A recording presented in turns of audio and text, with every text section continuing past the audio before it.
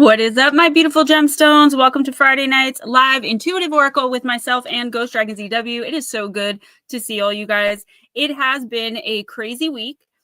The first thing I want to say, and I just want to get this out of the way, guys, is that this week has been rough on the country. It's been rough on so many people, regardless of which way you lean, which way you voted. And I have been literally biting my tongue, fending off attack to the point where I literally, like, if I bite on it again, it's going to fall off. So if I'm not using my platform to talk about politics, to state my opinion, to defend my position one way or another, or to argue back, I would appreciate it if you guys didn't either, okay? And I'm going to draw a really hard line there, especially tonight, because I know it's just so divisive, and that's why I never did it to begin with, you know? So please don't, no politics in here, no politics in any of my live streams ever. This one specifically, because this one I do my best to keep a very safe space for everyone. Also, some people lost their memberships. If you didn't renew, then you could have been a member last week and you're not a member this week. The problem is with gifting memberships is you cannot choose who you're gifting to, which to me makes absolutely no sense. You're just giving, you know, I have 5,204 subscribers. There's like 200 people that follow me regularly. And now like random people who probably like barely even know who I am are getting memberships to my channel, which, you know, to me, I'd rather Ghost Dragons and Lara and whoever gifts the memberships to be able to choose. But the fact of the matter is they can't. So I had two people last week leave as soon as they saw I was charging $2 per reading for the first time in 4.5 years. I think 4 years I was charging. But they left in a huff and a hurry before I was able to tell them, let me turn the Wi-Fi off on my phone, that Blue Crossroads had paid for several people who couldn't get readings due to not having or wanting to give the $2. So yeah, just I would like to think that you guys come in for the group and the energy as much as for the reading. So Mama Cindy, if you're listening, if you're back, Ghost Dragons is covering you for a birthday reading. So, and of course, Baby Dragon, your dad covered you. And we'll see how it goes and where it goes from there, guys. Remember, a reading is $2. If you're giving the money through YouTube, a super chat or super sticker, it's got to be $4 because YouTube takes 49%. Otherwise, you got my PayPal, my Cash App, or Ghost Dragon ZW's Venmo. With that being said, Mama Cindy Lee, welcome, welcome. Ghost Dragon ZW, Blue Crossroads, looking good already up in here. Oh, absolutely. Cowie Snyder, hello. Baby Dragon, Latro. I did start a little bit early, so I figure people will start trickling in, you know, as the stream progresses. And I'll probably repeat all that at least once. I know a couple, literally a couple, two people who lean a certain way politically that love talking about their opinions and attacking others for theirs. And I'm not gonna let it happen, guys. So please just respect that, respect the group, and respect myself and Ghost, who, you know, we have our own opinions and ideas too, but it's just way too divisive for my channel. So I accidentally clicked you. Otherwise I would have said I was bringing you in. I had my hand over the button and then I just accidentally hit it. So yeah. You're fine. Hello, everybody, and you're welcome, Lulu Bell. It sucks because you can't give memberships to. You can't choose. It just randomly picks people. So I'm glad certain people got them. Hello, and I want to say hi to Cowie before he leaves. Thank you, Sir Latro. I appreciate it. I do like this shirt. I have a green and pink one as well. Got back out of the shower just in time. I am a master of timing. Multifaceted Jules. What's up, sweetheart? Good to see you. It has been a while, Miss Baby Dragon. I hope you're doing well. I hope you're all doing well. Riley, Ron, Ivy, Forrest. What is up, Sir Ron? And yeah, so again, crazy week. Also, there's going to be no video again Monday because my little guy had off on Tuesday, yesterday, today, tomorrow. And Sunday is my off day. I no longer work at all on Sundays. I need that day because normally I work Monday through Friday. But even just like being cooped up in the house with a 6-year-old,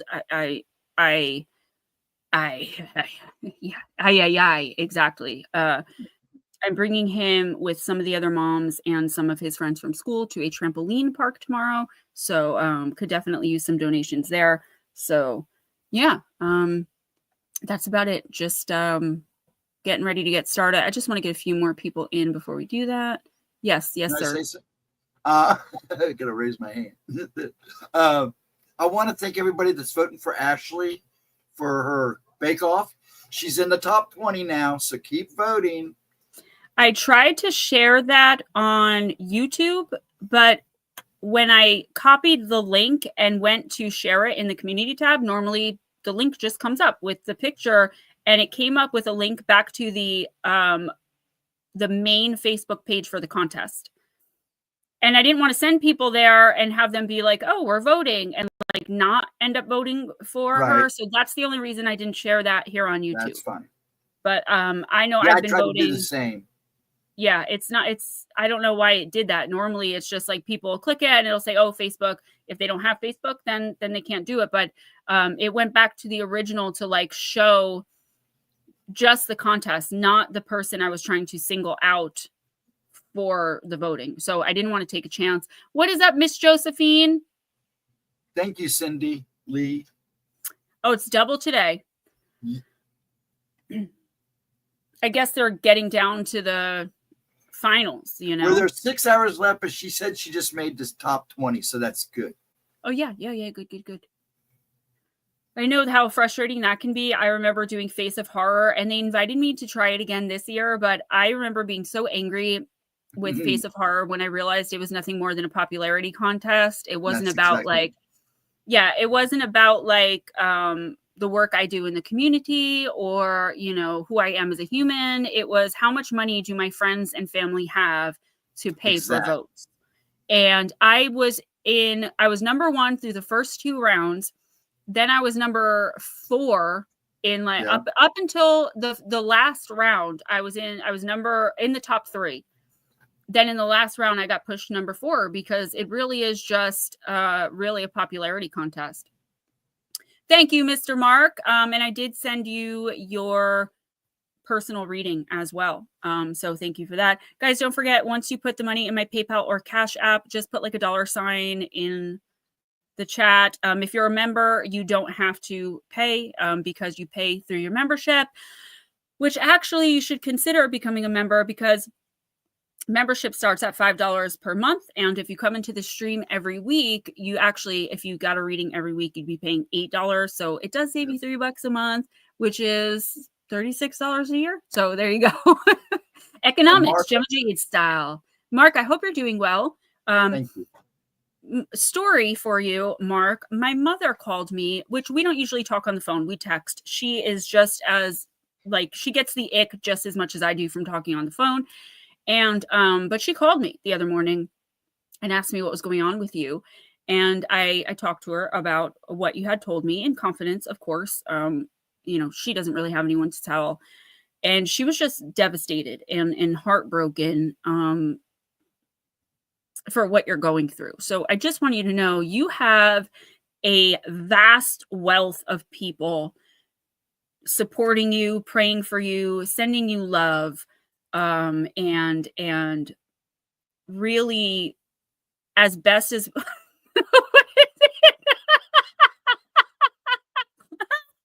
sorry.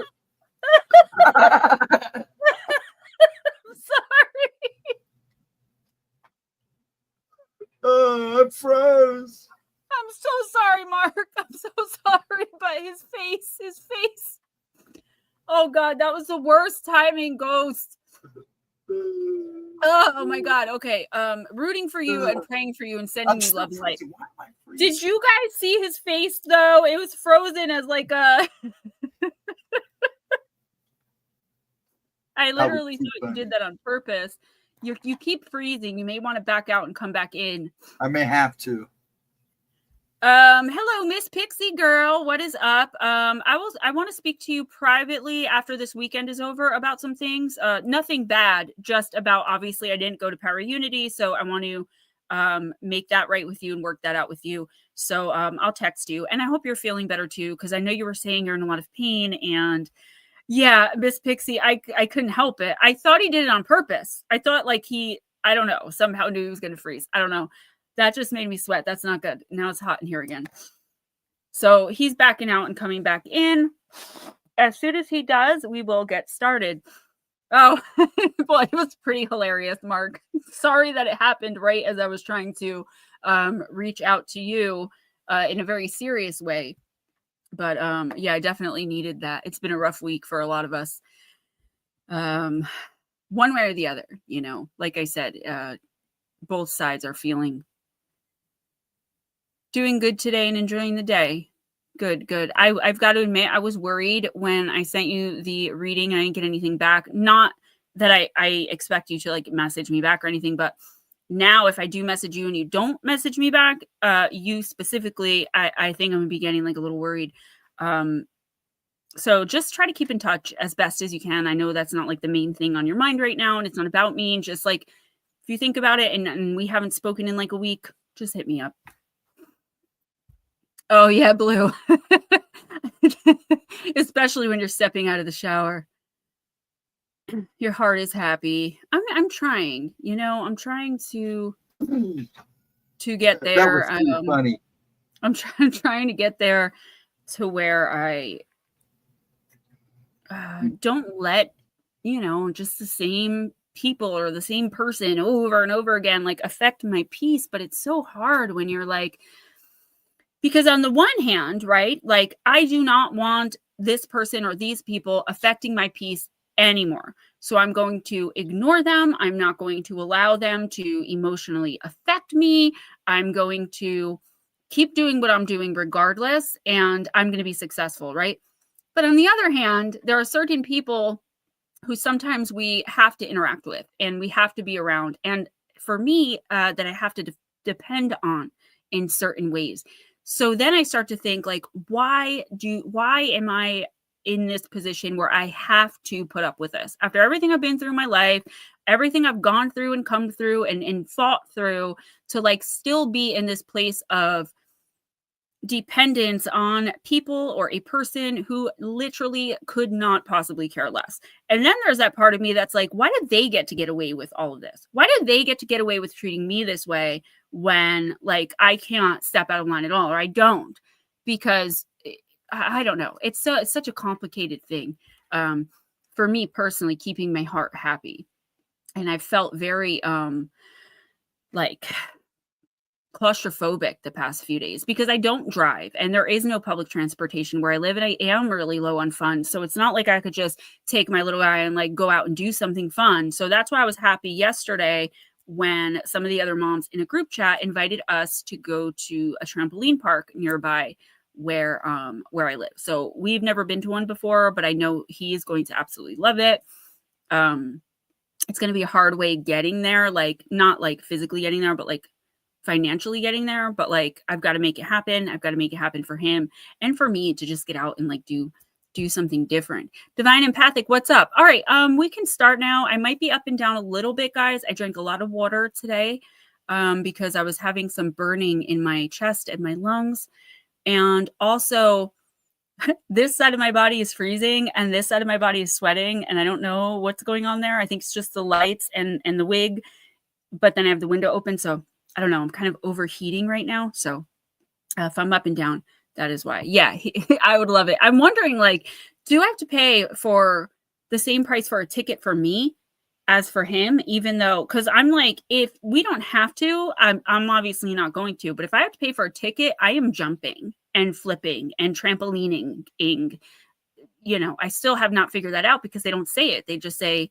admission price is XYZ, but I can't see them charging the parents $52 to sit and watch the kids, but some places do that. So I really don't know. I've got to look into it tomorrow morning or ask one of the other moms. Even though I don't like asking them about like the cost of things, it's like embarrassing for me. So, all right, guys, let's get started. Let's jump right in. Your first two are Cindy Lee and Blue Crossroads. Okay.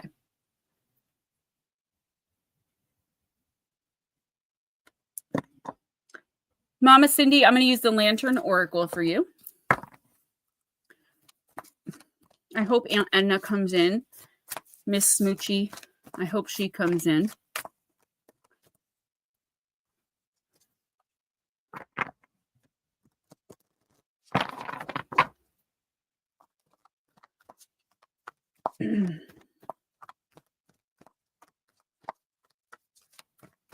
I deleted so many rants on TikTok this week. So many, just like calling out hypocrisy in certain political leanings, right? There's radicals on both sides, but like just like I got angry because on Facebook I posted, "Yeehaw, I can sleep peacefully again." And I wasn't even thinking about the election because I don't post about politics on my page. I was talking about that I had a toothache, and that particular day, the pain just stopped. It stopped hurting. Man, I was called some racial slurs and terrible names, and I was just like, what is going on? And I'm like, oh, okay, I get it now. She was in last night. Okay, cool. So hopefully we'll see her. I know my son popped in last night to say hi to those of you who are in Ghost Stream. My oldest son, he just, it's always cool when he does that. Like when he shows the support. He might step in tonight, but he was thinking about surprising his girlfriend with a nice little romantic dinner. So he said if he doesn't do that, he'll be in. So I'm kind of hoping he doesn't come in because that means that he's out with her doing something fun like young people should be doing. I am going to have him on, though, because he is my first, and he was my first experience having a child who saw things that I saw. As an adult, he's had so many experiences, and because we were estranged from the time he was 9 until the time he was 18, he didn't know about me, and he didn't know about the experience he had when he was too young to remember. So now that I've talked to him about it, he's like, that explains so much of what has gone on with me in my life and like the things I've seen. And so I was like, listen, bring some of that experience to a stream, do a stream with me. So I'm going to message him on Sunday and we're going to set that up. All right. Mama Cindy, card number 7, distorted perceptions. Reality is rarely what we are raised to believe it is. Oh, that's right. I did see Aunt Anna in last night. All right, Miss Cindy, how we experience the world changes throughout life. Such shifts in perception typically occur when an event, a person, a place, or a new life stage leaves us questioning something integral to what has been our understanding of the world or ourselves. Consequently, our perception and thinking shifts irreversibly and changes how we experience our reality. The maiden's expression is calm and accepting as she observes the world without the distorted lens of the feathered tent. The tent represents the outdated cultural, ancestral, and social conditioning she is now awakening from. Thank you, guys.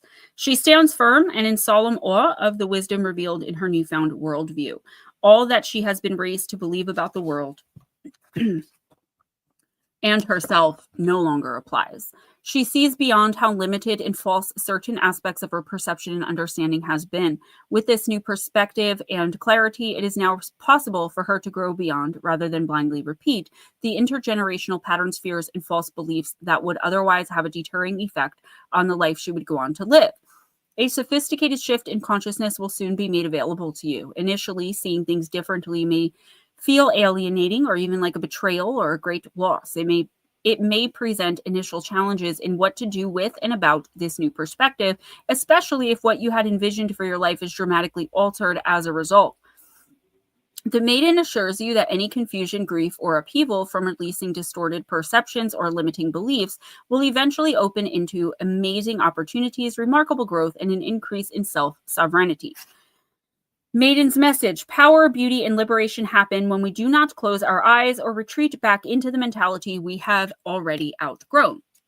So, yeah, Mama Cindy, I would say in the next couple of weeks, I do feel like you are going through a transitional period in your life where in one area, I don't know what the area is, in one area of your life, everything you've outgrown that you thought you knew,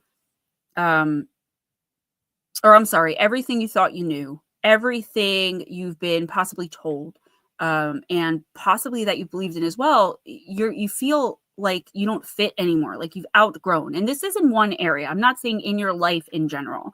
I just feel like your perception has changed. Your views about a certain thing or even a person are changing in the next couple of weeks. But I feel like the pushback you're getting from the people around you. So for example, say that you have a romantic relationship that went poorly 20 years ago. And the next 2 weeks, you're running back into that person, and it's the first time you've spoken to them in 20 years, and they seem to be a totally different person, just as you are 20 years later, right?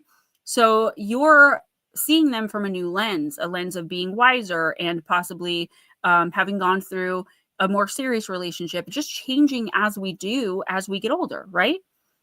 But the people around you are like, oh, heck no, I remember him, and he's this, that, and the other thing, and don't ever... don't you dare, like giving you all this pushback because you believe that possibly this person has changed and you want to explore that, right? I don't think it's anything romantic, but I will say that I do believe it's something that up until this and next week, right? I'd say this past week and next week and possibly even like the week after, like in the next month, you would have said, there's no way you're changing my mind. But now suddenly you're more open for whatever reason to accepting new ideas surrounding this one particular situation. I hope that makes sense. You have changed so much yourself, and you're always looking for ways to change and better yourself, whether you realize it or not. If you weren't, you wouldn't be in this community. So with that, you're starting to take a look around and be like, oh my gosh, why didn't this ever occur to me? Or maybe possibly even finding out that people have been lying to you, or that you've been lied to maybe about that person, or about, something that you never accepted this opportunity or took this chance because you were lied to about it the entire time from the people around you who thought they were doing you a favor by keeping you safe. I see a lot of change in your spirit, in your energy, and a possible transition into something completely different than what you're used to in the next month. And happy birthday, ma'am. I don't know if today's your birthday or last week. Yesterday. Okay, so happy, little bit belated birthday to Mama Cindy Lee. Blue Crossroads. I'm going to use Sacred Forest. Thank you, Miss Melissa Nicole. Thank you, Sir Mark, for becoming members. I do appreciate it, guys. I really do. And then you're covered. For the next 4 weeks that you come in here, you don't have to donate through PayPal or Cash App.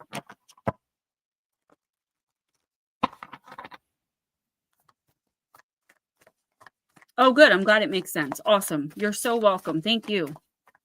Awareness evolving. I get it because I'm doing it. Yeah, that's happening with me too. I think a lot of us that's happening with.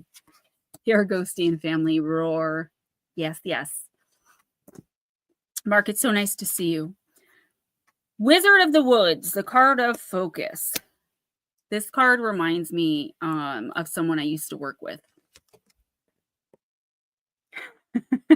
Do you guys see him?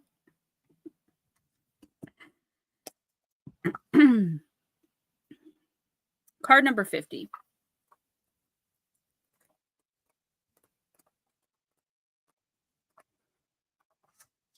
New England Dirt Roadie is coming into Divine tonight too. The yes or no questions coming into Divine yes or no with his pendulum. Blue. A wisp of smoke rises out of the glade, and in an instant the smoke transforms into a wizard. His long gray beard reaches halfway down his chest, and his iridescent, shimmering robe constantly changes from various hues of green, deep emerald to light spring green to the bright color of grass in the summertime.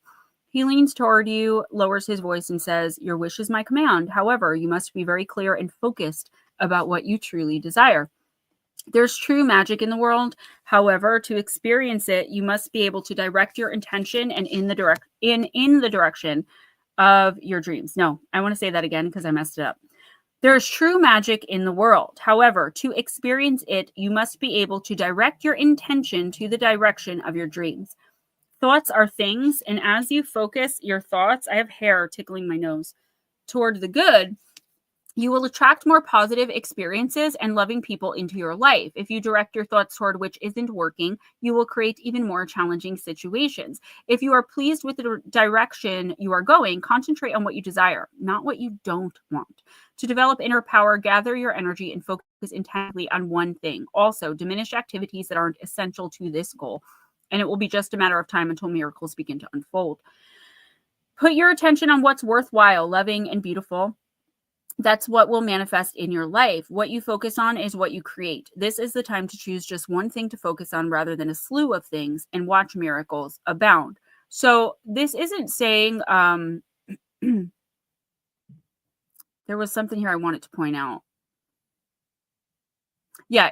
If you direct your thoughts toward that which isn't working, you will create even more challenging situations. That doesn't mean to sit and, hey, NEDR, to sit and dwell on things that are going wrong, but it also doesn't mean that you can't sit and say, okay, this isn't working for me, and then it's impossible not to think of what isn't working, right? Because that's how we figure out what does work, what is working, and how to focus our energy on that, right?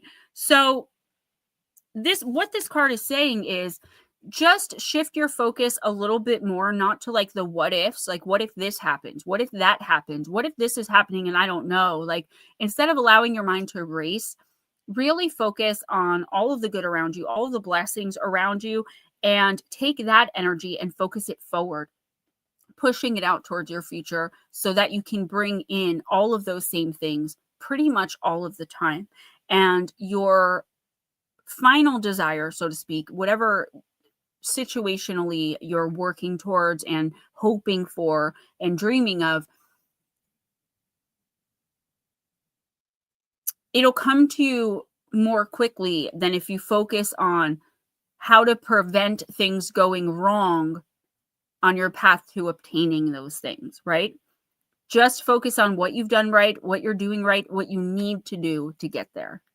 I hope that makes sense, because it makes sense in my head sometimes, but when I say it out loud, I don't know if I'm accurately explaining the message that's coming in. Roger Blair, hello. New England Dirt Roadie is freaking exhausted. Yeah, but you have some really good news. I don't know if you want to share, though, but your focus needs more focus. I think mine does, too. Wait, who am I missing here? Bat Mom.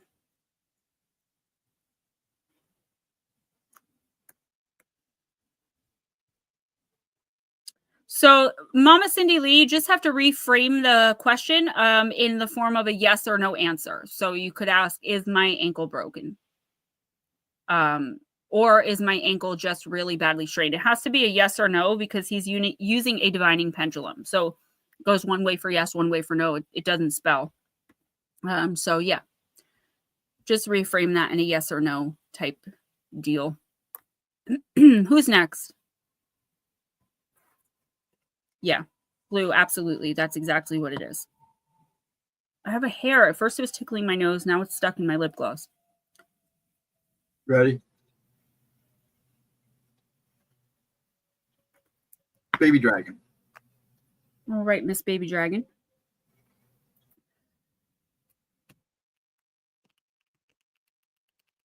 I'm going to use Fairy Forest. Ashley, I can fix that ADD. You know, just a couple good rounds with me. We'll whip that right out of you. You know, I'm in northern New Jersey, and I am sweating like crazy with my windows open right now. It is so insane how warm it is for November 8th.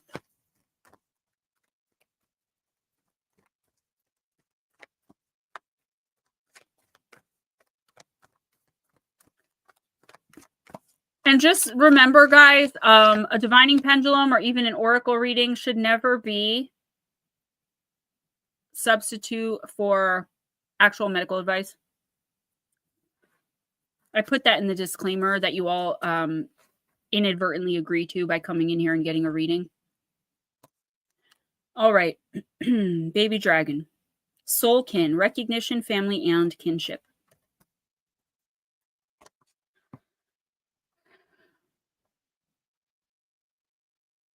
Card number 16.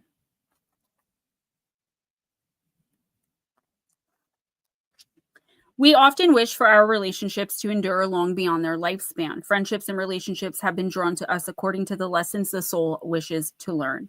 There are relationships that are more superficial, and then there are those that touch us deeply. With great love comes the possibility for pain, and each of us must come to some kind of peace with the truth that there are relationships that will not be sustained for this lifetime. When we feel this deep recognition, and when we find it very difficult to let a person go, we may be dealing with soul kin, a being with whom we may be traveling through lifetimes. The thread of relationship is strong and connected with you at present, and you have encountered a person who speaks to your very soul. Know that for now, this connection is grounded, nourishing, and full of faith. It may shift and change in time, but for now, the friendship is strong and full of mutuality, respect for each other's growth, and dedication to the highest purpose for both of you. In time, this may change as your souls have their own destinies, and this sometimes means there will be a departure from a common code and path. But for now, this connection is one of soul family, of kin, and is one you can draw on for your own sustenance and also contribute to for the beautiful purpose of being a shining light for others. So I don't feel like this has to do with just one particular person. Hello, Life with Bobby. But I feel like it could be a group of people or a couple of people who you've recently met or met like maybe even in this past year, who you either seem to keep running into or you go out of your way to hang out with, like in here. And what the universe is saying is, for now, this is really cleansing for your soul because you chose to meet this person or these people throughout this lifetime at the time you did and for the duration. But at the end of the day, all of these new friendships or all of these new soul kin relationships that you've stumbled upon, seemingly by accident, but obviously it was predestined, pre-charted by you, that some of them are going to end. And there are relationships in your life right now that I feel like you could think are soul-mated connections and or soul kin connections, and therefore you're sitting there wondering, how didn't this work? Or over the next 2 weeks, like, how isn't this working out? We're soulmates, or we're soul family, or this was meant to be. The fact of the matter is, if it was meant to be, it would be. It would be enduring. It would be,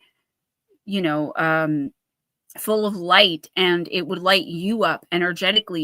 You wouldn't be sitting there wondering constantly maybe where you stand, or worrying about saying the wrong thing, and even these negative relationships we have sometimes, these people we meet that we are in a very bad spot with, or that we cannot stand them, or we absolutely disagree with their ideas or their values.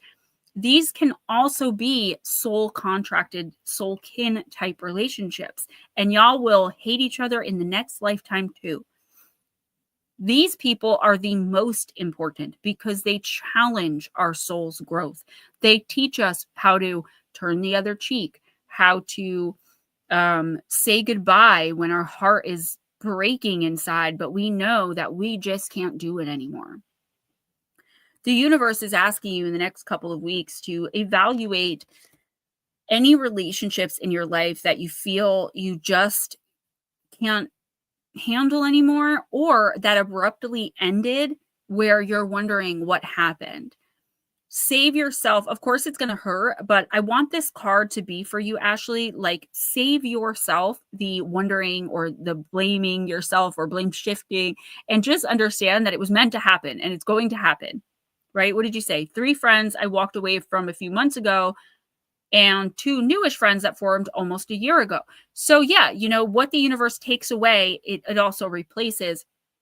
I just feel like there could be some fear here holding you back from truly expressing yourself or truly being yourself because you're thinking about the 3 that you had to walk away from for whatever reason. That is not going to happen here in these new relationships or in this new relationship anytime soon.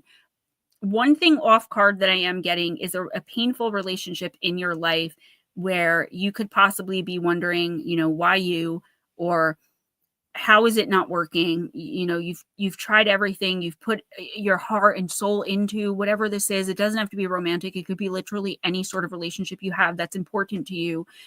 And this is the universe reassuring you, like, there's nothing you could have done because you charted this with the other person for it to end up this way, for them to learn their lessons or not learn them, and for you to learn yours or not learn them and move forward. It was always meant to be a temporary thing, even though neither of y'all knew it, or at the very least, you didn't know it. So take some of that blame, that oppressive energy off of yourself, and understand that sometimes these things just don't work out because they're not supposed to. And we grow more from things that don't work in our favor, that don't work out, that end painfully in some ways, in a lot of ways, than we ever do from things that just go our way. You know, why is there conflict or turmoil at all in life? Because if everything was good for every single person 100% of the time, every day, number one, that would be boring AF. And number two, what would we ever learn? We wouldn't learn how to get through struggle. We wouldn't learn how to fight. We wouldn't learn how to survive. We wouldn't learn how to love, because love would be so plentiful everywhere we turned. We probably wouldn't even know what it is. It would lose meaning, right? So fight the good fight. If you've given your all to a relationship, do not be afraid at all to walk away, because it probably means it is meant to end. Who's next? Melissa.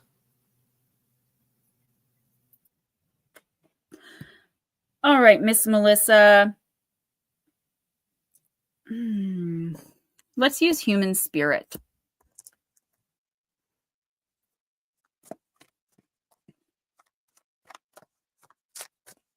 Fix this PC. Solved.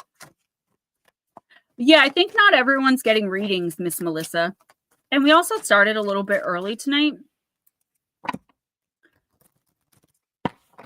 I hope we don't continue missing all these people.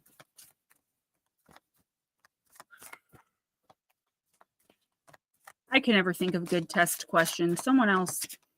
Give NEDR a yes or no question you already know the answer to.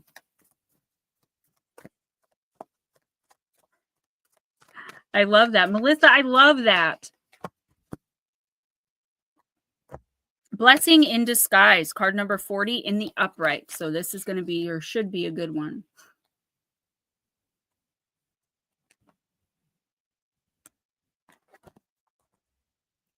Grab the wrong book. I'm like, that doesn't look right. Okay.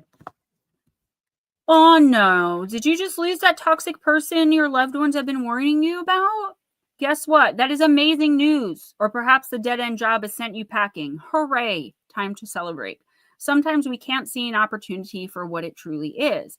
Have you recently lost a job, been turned down for a gig, or bombed on a date? Then think of it as the universe removing something from your path so that it can send you what you truly deserve.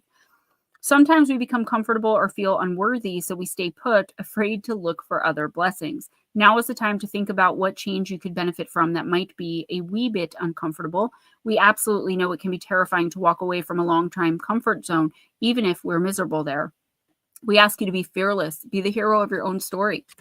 And yeah, I feel like you know what that means, right? I don't know where that relationship is, but I do know that that is exactly what this card is talking about, right?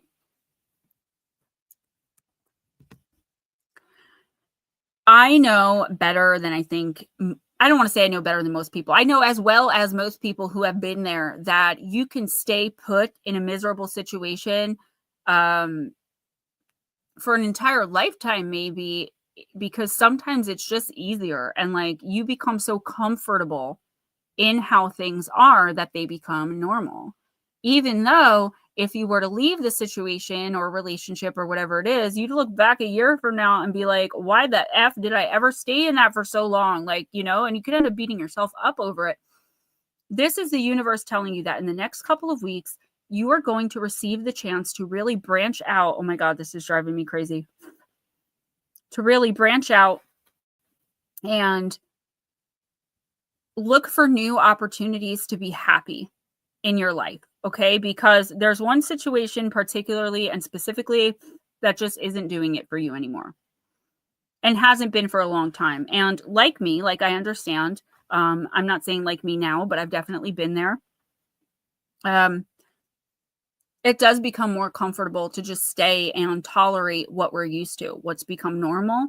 then to branch out a little bit. First of all, when we're in those types of situations, they're usually abusive in some way. So our self-esteem and our, everything's already been stripped from us and torn down anyway. So we do have that aspect working against us as well. It's like our own minds fight against it, telling us we're unworthy or whatever crazy thing we can come up with through what we're being told. But Melissa, in the next couple of weeks, a real opportunity for change in a specific relationship is coming up. Not meaning in that relationship, like that other person is going to somehow have this epiphany and everything's going to change. An opportunity for you to see the other side of it, to see how it would be and how it feels to be outside of that comfort zone, outside of that misery, outside of that false sense of security, because it is false. It's not secure at all. In some cases it's violent, and in many cases it's abusive in some way. So that's not secure. You don't feel safe in those types of situations. I don't think any human being does, except for the person doing the abusing. So in the next couple of weeks, keep your eyes open. And when the chance comes to either leave or just get out and do something different, meet new people, meet a new person, maybe that you met online that you're kind of interested in, that understands your situation. Make sure whoever this is will understand your situation, though, so things don't get crazy and you don't end up getting hurt physically as well as emotionally. The universe wants you to jump on this opportunity. Like, don't even think twice about it, and make plans so that you don't give yourself enough time or opportunity to talk yourself out of getting out and meeting this person or these people or doing this fun, amazing thing.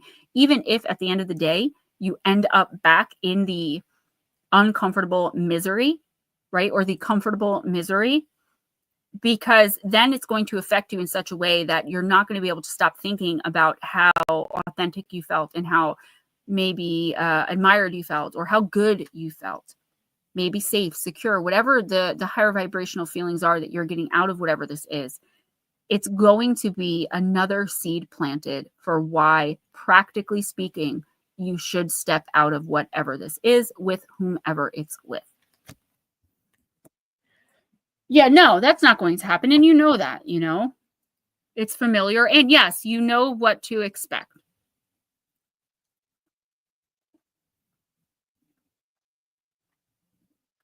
Your next is Jules. All right, Miss Jules.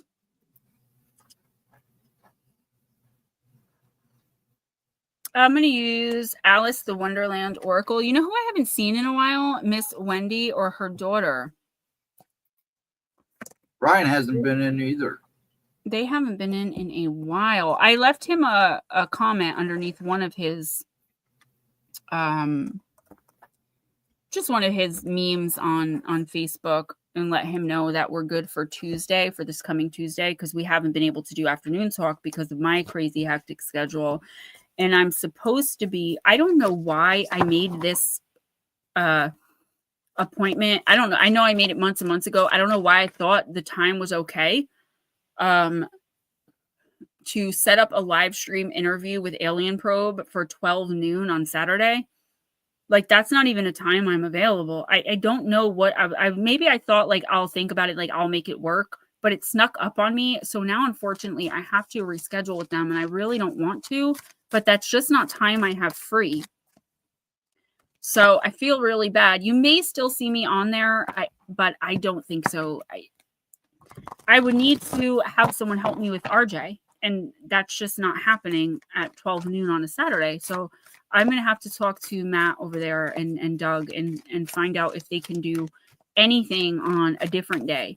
If it was noon any other day of the week, I'd have been able to do it. I don't know why. I maybe Saturday was all they had, and I thought that I would, by the time, because I know I made it, like I said, months ago, by that time, have it figured out. But also, I did Grave Talks like a month back, and I'm supposed to be getting all the links to that. I don't know if they're on YouTube. I don't remember. I've done their show before. We talked about shadow people, so I'll be posting the links for that in the community tab. I believe it's going to be on Spotify. Melissa, you are so welcome. And, don't let anyone rush you. Don't let anyone guilt you or shame you. sometimes we're in these situations, even if they're very abusive, for years and years and years for a reason. It's not because we're too stupid or too dense or too insecure to get out. It's our soul is keeping us here in these situations so that it can learn as much as it possibly can. Because I know for a fact, like, how can I say this? Let me put it this way. If I were to ever be in an abusive and or neglectful relationship ever again, I would recognize it immediately, and that would be the end. And I probably would be able now, after everything I've been through, particularly these last 7 years, to, and again, I'm not saying my husband's abusive or neglectful, not saying that publicly at all, but like, I'm no longer ignoring red flags in any area of my life at all. And that's why I want to get to a place with this channel and with the Gemma Jade name and brand in general, where I like don't have to ever depend on anybody financially for a roof over my head or like anything like that. Because like that's been my story my whole life. And I do feel like I'm strong enough now to just be by myself and just like love myself if that were what I ever needed to do. And I never felt that way before. I was actually taught that, you know, the woman stays at home and the man goes to work. I don't know, like old fashioned values, I guess. I like the way you spelled that. Yeah, Melissa. Yeah. No, you definitely did. And there's, like I said, there's a reason, you know. Well, Ron, I think for me, I don't know that I would be lonely. I have my boys, my kids, and I haven't spent enough time in my 41 years with just me. You know, I just haven't. And I feel like I need that. I've always been like one of the only women in my family, like my immediate family, who's ever like lived by myself in my own place and who's like paid for like my own vehicles and like who's done these things on my own. It's just not what the women in my family do. But I've always been cool with it. Like I was great living by myself the few times I did it. All right.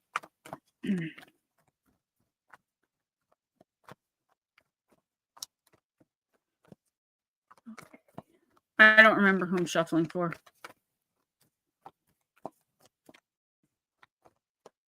Jules. Oh, Jules. Yep, I remember now. Okay. Nature communication. Card number 37, flower energies, fairy energies, elemental messengers in the upright. Oh, tiger lily, said Alice, addressing herself to one that was waving gracefully around in the wind. I wish you could talk. We can talk, said the tiger lily, when there's anybody worth talking to. With this card, Alice thinks that because the flowers are, well, flowers, that they can't speak, reason, or communicate. They're not like her, and therefore she thinks they cannot ever understand or connect with her. Alice assumes the same applies in the opposite direction, but to her surprise, the flowers in the world of Through the Looking Glass, they can speak, and they are very, very critical, very picky, and very aware of their choices. While they also make assumptions, thinking Alice to be a flower like them, yet unlike them, they reveal that most of the time they don't speak because they feel there simply isn't anybody worth talking to. Alice then realizes the flowers have recognized her as someone worth talking to, perhaps because she has praised their beauty and simply wished to be able to communicate. She also has humility and a desire to understand. When this card comes to you, do not make assumptions about people, creatures, or beings who seem too different for you to communicate with. There's always a way to bridge the gap between us. If you request for these beings to with you and stay open to that possibility, there will be communication. This is especially important when working with the plant kingdom, trees and flowers, elementals, and fairy energy. Be a person worth communicating with, Jules. Open your heart and mind and express your desires. In that way, new bonds and cords of understanding can grow between the human world and the wonders all around us. Divination. You are being asked not to make assumptions at this time. Be open to possibilities that seem to be outside of rational expectation. Attempts to communicate with beings from other realms, within nature, spiritual planes, or even just humans, it is thought or even just humans, it is thought there is no chance of speaking to or being understood by. Be open and express the desire for communication. Be more lateral and less literal about the ways communications can take place. For be a being worth communicating with, this will go far. So I don't know why. I'm seeing two particular entities here for you, Jules, and we haven't spoken in a while, so I don't know. I don't think this is about humans. Hey, Mark. I don't think this is about humans. You like not being able to connect well with other humans who like don't share your opinions or ideas or ideals. Even in this strange climate that we're in with the election, like I said, we're not going to talk politics, but I think even with all that going on, you are still a pretty open-minded person who can love others despite your differences, even if you don't really want to be around whatever type of group of people at this point. You can still understand that they are humans, they have feelings and emotions. Like, you're that type of person, which is amazing. I don't see this in the next couple of weeks with humans. I see everyone in here has been with me for a while, so y'all know sometimes these things come out of left field, and I don't even like saying them out loud half the time, because people listening who haven't been with me for a while are going to be like, this shit is crazy, unsubscribe. I'm seeing ETs. So I'm seeing you in the next couple of weeks receiving downloads, possibly seeing strange things in your backyard. I just feel like you're going to be looking at whatever this is as elemental, including having nightmares or dreams. I don't think it's going to be nightmares because I don't see it as a particularly aggressive or evil, for lack of a better term, race of extraterrestrials that are reaching out to communicate with and to you now. I do see it as, for some reason, you are making the connection between whatever this is to elemental. Okay, it started yesterday, last night, tonight, already tonight. Okay, exactly. So this is not elemental. I don't know why you're thinking that or why that thought is being planted in your head. I think that maybe whatever this is, whatever these entities are, whoever they are planting that seed in your head because it's more palatable for you to speak to the Fae than to ETs, right? And I think for a lot of people in this community, that's the case. I was thinking Fae. Yeah, it's not the Fae. It is ETs presenting as the Fae to kind of bring you in. Now, I'm not getting anything negative or toxic. I don't think they're doing this to like dupe you, to bring you further in so they can attack. I think, again, they just feel like you would be more receptive to communicating with and having open dialogue with, possibly, and accepting of the Fae. I feel like what you can do here is, in the next couple of weeks, starting tonight, even if you feel energetically up to it, start opening the lines of telepathic communication with these beings. Let them know telepathically that you know who they are. You're open to dialogue with them and receiving from them, as long as it's, upstanding, higher vibrational, that type of thing. You reject anything lower vibrational and negative, even though I'm not seeing anything like that. These are kindred spirits to you. So spirits that you've lived alternate lifetimes with as the being, and that they've lived as humans with you here, your soul kin, like we talked about with Mama Cindy, I believe it was, where you are soul bonded and connected with this particular race, possibly have some of their DNA. Now is a time they're reaching out to you. It could be a time where you're struggling a lot more than normal with some area that they feel they can help you. I don't know if you're feeling sick or there's something going on medically with you that they feel they can help. But there is definitely, they don't just reach out for no reason. I don't know exactly who or what they are. And no, I don't think you do either. I don't think you've ever had any contact, which is why I'm saying be open to that dialogue, to receiving those downloads, to possibly writing down everything that comes in once you start asking your questions and opening your energy to them, because there is a reason they're choosing now. Maybe that's why you started dissociating again, or that could be a symptom of them being around you and your energy not being open and susceptible or open enough. That's making you less susceptible to receiving, right? The disassociating. Or it could be they're here to help you with that. So the only way you're going to know and find out is, again, protect yourself with white light, just in case. Verbally state you are not willing to accept anything into your physical space, your energy, your any light, your being, that isn't of a high vibration of love, light, peace, etc., but that you are willing to receive downloads and have an open dialogue with them. Take time out. You don't have to meditate or anything. I know people are always like, you should meditate. And it's like, you can, of course you can, and it will open you a little bit more. But in my experience, it doesn't make much more difference. Light a candle, sit down, pen and paper in hand, ask your question out loud, wait for the answer to come in, write it down. Whether it makes sense or not is irrelevant. It'll make sense in a couple of weeks after you've had this open dialogue communication with them. No, they're not spiders. Spider creatures.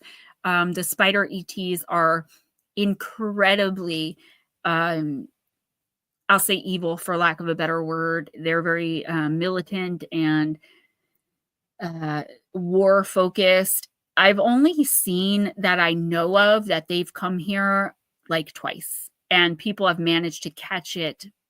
And I know on YouTube, there's lots of different videos going around of giant spiders, like the size of houses. I've seen 2 that are real. And I've never seen anything else real. All right, Sir Blue. No, not spiders. I'm seeing more of, like, they keep showing me the blue ones. What are the blues? The Pleiadians, but they do have wings, not insect wings, like fairy wings. So maybe there is a connection between this race and the Fae, and that's why they're presenting that way as well. Yeah, and you know what? When I did your personal reading, I did not know that. I would have turned the card around and talked to you about what the card looked like. Jules pulled, and I'll keep it brief because I don't want to re-traumatize her, the Arachnid card, and then the Spider Woman card. So it was all about spiders and spider webs. I had no idea that she has this intense, like, deeply ingrained fear of spiders, of arachnids. But Jules, do you know that most humans are inherently afraid of spiders because in some lifetime or another, perhaps millennia ago even, we've lived on a planet that they've come and overtaken and have killed everybody. They do that to planets. They just go from one to the next, and they eat up and take up all the resources, and then they move on to the next. Vision. Okay, Miss Pixie, thank you for that, because it was confusing to me because I know Pleiadians don't have wings, but at the same time, I trust in what I'm seeing, so it didn't make a lot of sense to me, but I'm not the most well-versed on ETs. So Pleiadians are blue, and I've had visions of some with wings. So there you go, Miss Pixie. I trust what Miss Pixie says. Some of them could have wings. They could be somehow connected to the elementals of this earth. I never thought Fae and ETs were connected before until very, very recently. A couple weeks ago, actually, when I came across some different information while I was meditating. And it's funny because this card comes up now, right? Usually when I read this card, it's about grounding, getting closer to Mother Nature, taking better care of yourself. Your message was completely different. Latro, I would say humans. Humans who like old mafia movies, because I'm telling you, when you say that, I don't think of like the Fonz.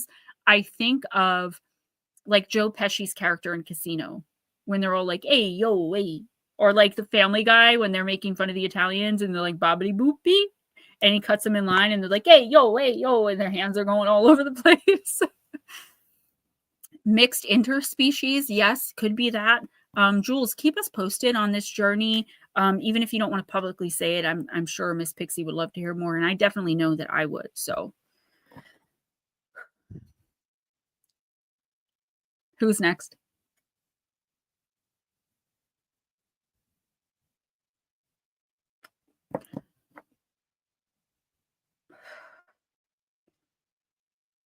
Oh my gosh, Jules. I don't know if you saw, like, I don't think you're on my Facebook. I found a spider like this big on one of RJ's hoodies. And I was like, well, clearly I've got to burn the house down. Like, there's no other choice here. I was kidding, of course, but it terrified me. I don't like them either. I can deal with little ones, though. Like, it's just the big mamas that I don't like. Okay, you ready? Yes, I'm ready to move on. So is Jules. Okay, first, private chat. Okay. And then next is Pixie.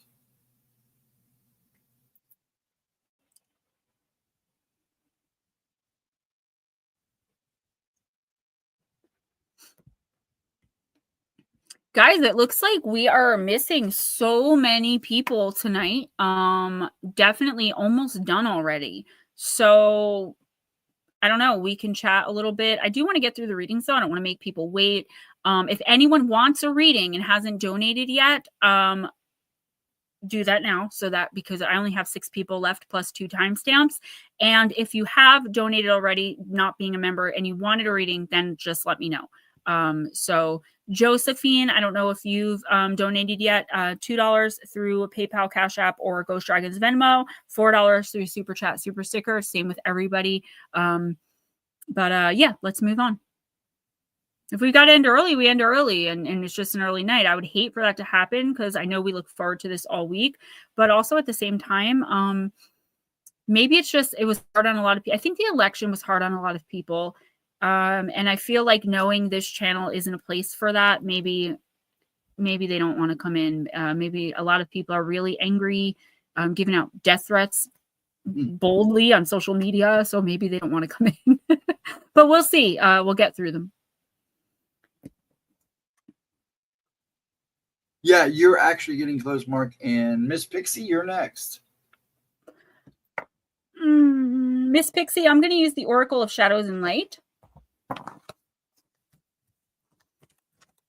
Where is Mark on the list? Because I know Mark doesn't always feel well. He is after Lulu Bell. So it'll be Lulu Bell, Mark, then Divine. Okay. Ron Forrest wants to know, ask the pendulum, is Grafton Monster real? Okay, thank you, Miss Josephine. I just want to make sure. And anybody else who's donated and you're not a member, let me know, because then we'll know and I'll be able to read for you then. Thank you to everyone who's accepted my new way of doing things without complaint and, you know, who's being understanding and going along with it. I do appreciate it, guys. And I've been mentioning members in all of my videos, just letting people know. And yeah, Divine Empathic, I actually just ordered some really cool stuff. I'm hoping to sell more than one, but I appreciate you being my first purchase. Also, guys, really quick, my spiritual helper boxes are not the same as they used to be. I've totally rebranded those. They are more geared towards specifically what you are looking for, what you need metaphysically and spiritually, rather. And I do put some little gifts in there, but you're not going to receive this big messy box of stuff. It's going to be specifics. I still don't have a printer, but I'll be like emailing the explanations for the gemstones. Each box is going to come with a medium size to a small to medium size gemstone, depending on the size of the box. And of course, a spray. The special boxes, like the ones that are a little bit more money, are going to have special antique bottles with the long thing that you kind of wipe on you, in addition to a larger 4-ounce scent. So just so you know, it's not the gift boxes that I send out for free on like Christmas, you know. Okay, let me read for Miss Pixie and Mark. I'm so sorry. I do have to run to the bathroom and close a window, but I'm going to get Miss Pixie done first. So we have card number 5, Miss Pixie, from the Shadows and Light Oracle. Out trick-or-treating, we're here. And we get this card actually a lot. Actually, I'm going to close the window right now because I'm cold. And having to pee and being cold,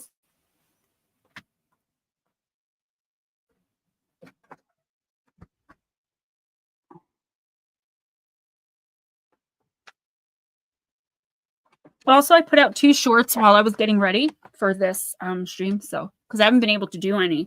I like to do them sometimes with RJ, but I don't like to put him on YouTube that much, so I spread out when I do for him. Okay, when I do them with him, rather.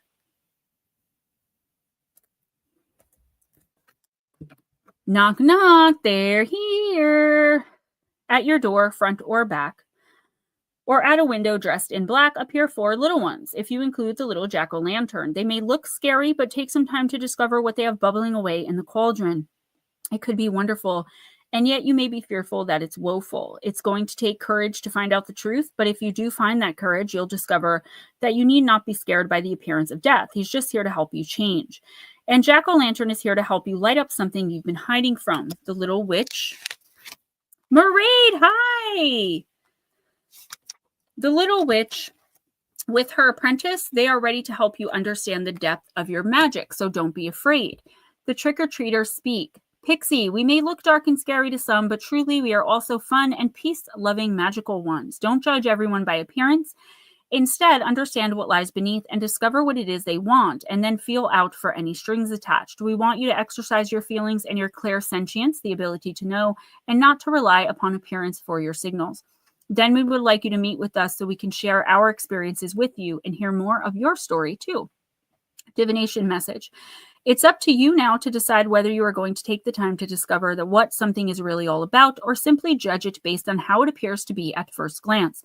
The trick-or-treaters help you see through conditioning and old thought patterns, and as they do this, they may reveal to you a world of more wonder than you thought possible. All you need is courage. So, Miss Pixie, I do feel like this is a little bit like, just a little bit, what I was talking to Melissa Nicole about, but in a whole different realm of life, right?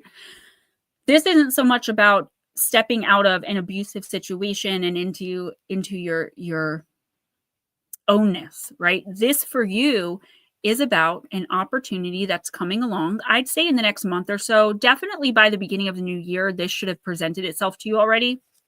And I feel like either the person presenting the opportunity or the company, there's something involved with this opportunity that you have not heard maybe good things about, or that you've heard go against some of your ideas, or you just haven't heard good things about, again, a person involved or the company or the people as a whole.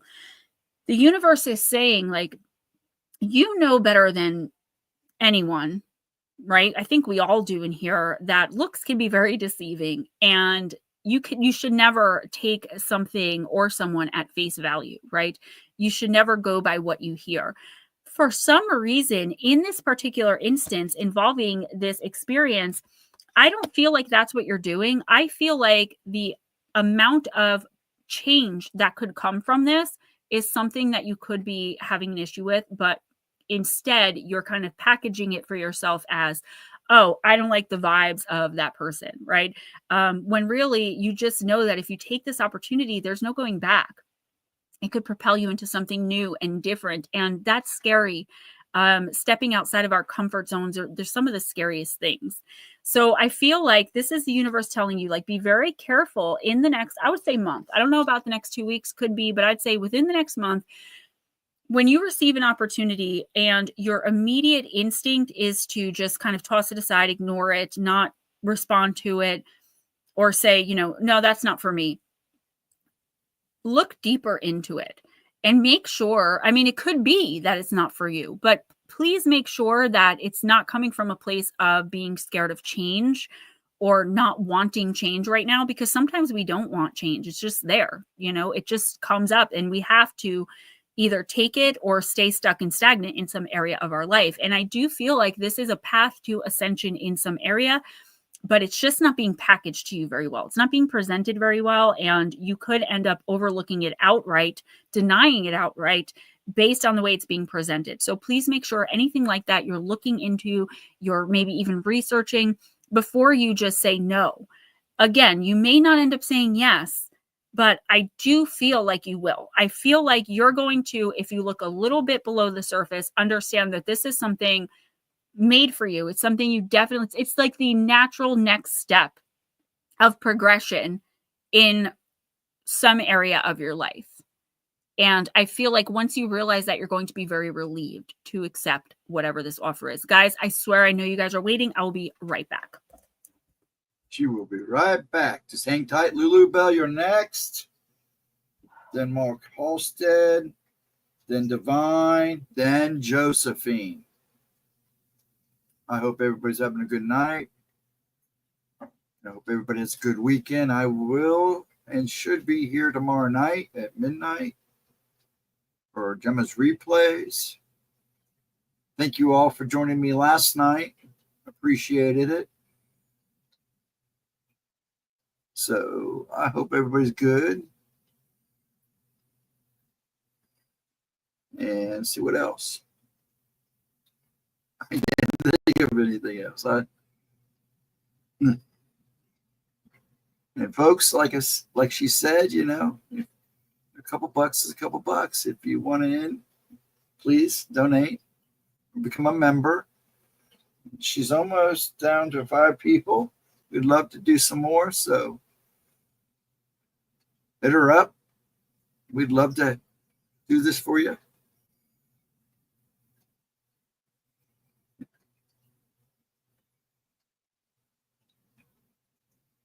And that's about it. My voice is starting to go again. I think I talked too long last night. We did about average, about bounce between 10 and 15. I think I ended the night with about, well, so far I think I got a few replays. That was about it. So it was good. We had a good night. I didn't do any counters, but you know. Thank you, Jules. Thank you, Julie girl. Blue, we only have a couple people left, so. All right, guys, just not really last call, but if you want a reading, just make sure to put your donation in and let me read for Sir Lulu. Yeah, I know, or Miss Lulu. Sorry, I almost said Sir Mark. Thank you, Miss Pixie. I appreciate that. So Miss Pixie has donated. So if any of you guys in here haven't donated yet, can't, there's money here for at least 5 of you to get a reading. So let me know, okay? Thank you so much, Miss Lara.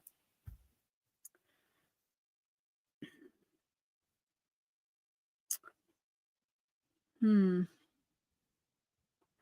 just give me a second. I'm just looking for a good deck here where I'm feeling it out. So we're going to go with...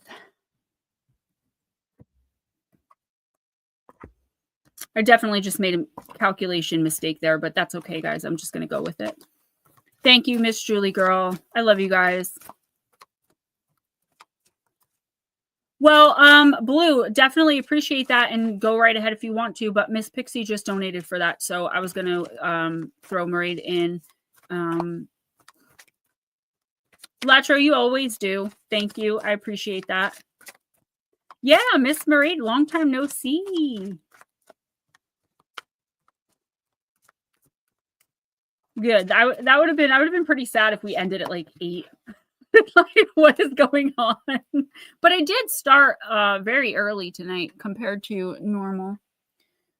All right, Miss Lulu. Oya, the card of deliverance. That's what I was explaining in the beginning. I don't want people to come in and like expect it, but I think there's always someone who would be willing to help out if someone really needed a reading.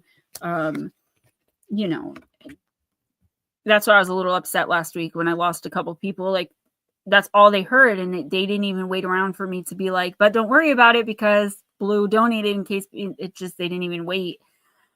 All right, Miss Lulu, death, destruction, woe, and loss. Deep despair among chaos. Withstand the storm to be free. Deliverance is liberty. By the power of the dark goddess and me, protection in place, blessed be. Turbulent, unsettling times reach a climax, heralding the end of something major in your life that you can no longer avoid. Take Oya's hand now as she blows it all asunder, scattering the debris of the past far and wide. Oya will ensure no hint of the difficulties remain that lead you through this time of death and chaos to something new. Deliverance is her gift when you face death in all its forms, for without the death, the cycle of life would cease to exist, we would cease to be, and all that you have yet to experience would not have the space nor opportunity to manifest itself. This African goddess of old is to be welcomed and treasured, as her presence now is the stimulus you need to move forward in your life. Trying to take on this immense force of nature or fight against it will prove your undoing. Learn this lesson now, and what awaits will make it all worthwhile. A house move further afield is likely. Let go of old patterns and behaviors. A job is coming to an end, or a death changes your outlook. End an unhealthy relationship. A birth in the family is announced. Take a last-minute vacation to somewhere unfamiliar, and don't be afraid to ask for help. So, well, Mairead, honey, you will never be lonely in here, okay? All right, so Miss Lulu, there's a lot of could-be's in this card, but the one definite is that you are being delivered, right? Not in a religious way. If you believe in religion, then this is great news for you. If you don't, it's still really good news. It means that the universe is pulling you out of something that you are no longer meant to be in, that you have not been strong enough to move yourself away from. What's up, Black Dragon? So, all right, let's start with this. Number one, a birth or a pregnancy is going to be announced by the time 2025 rings in. Okay. Now, this could be someone very close to you, or it could be like your neighbor who you're close with. Someone might want you to be like godmother or something like that. There's definitely a pregnancy. I would say more than that, though. You particularly are pregnant with ideas, not pregnant with a baby, pregnant with ideas, pregnant with, like, your mind right now, your spirit, your energy in the next few weeks is so fertile with like what could be, what you can accomplish, what you no longer have to tolerate, where you could end up should you allow this deliverance to take place and not fight against it. For example, I'm going to use an abusive relationship. Hey, and Edna, welcome. I'm going to use an abusive relationship just as an example, okay? Because this would be easy for me to explain in this way. So you find out that your partner who's been abusing you, you've been sticking around, trying to work it out, trying to, do everything you can to like get them to change, because we all go through, some of us, years thinking it's just us. We have to change something, and then the person will love us and see us for who we are. And really, there's never going to be that moment of epiphany. You find out they cheated and they're leaving you for this other person after you've been with them for, 10 years, and put up with all their BS. This is devastating. Even if it's an abuser, it's still devastating to be left, to be cheated on, to be, treated in this way. This is the universe saying, be sad about it if you want, but embrace it and don't let them come back. This is your chance to get out of the abuse, right? So whatever is going, okay, someone you're trying to step away from, the opportunity is presenting itself, girl. In the next couple of weeks, for some reason tonight, I'm seeing like 2 weeks to a month instead of my usual week or two. I don't know if that's just because my energy is very high tonight. I despite all the craziness in the world, I personally have had spiritually a very good week. So I would say in the next 2 weeks to a month, allow the opportunity to happen. Like, don't stop it. Don't, hide this person's keys so they can't go out and drink. Like, let them go. Like, seriously, because as they're gone, whatever they're out doing you dirty, doing harmful things, like whatever it is, that is when this new energy is going to present itself. You are going to be delivered. And it's not just a deliverance of they're moving away, stepping away, or you're stepping away from them. It's a deliverance of mind as well, where finally something inside of you switches and you just have no more for this. You're realizing your own strength, your own power. You're stepping into that finally, because you're daring to think about what your life could be without this person. For the first time in, I think, a really long time, you've been thinking these thoughts, right? Because in these types of relationships, just say it's, like I said, an abusive relationship, for an example, we tend to put all of the blame and all of the workload onto ourselves. It's up to us to change them. It's up to us to be better, to do better, to work harder, and never up to them to just stop behaving the way that they are, right? We never put it on them. But once we dare put it on them once, we can never go back. And that's what's happening here. Because even if you were to stay in this toxic space or relationship or friendship, whatever it is, you're always going to have in the back of your head, how come they're not doing any work? How come they're just continuing to behave the same way? Do you know what I mean? So I would really embrace that. And I feel like the pregnancy here, yes, I do feel a literal pregnancy announcement.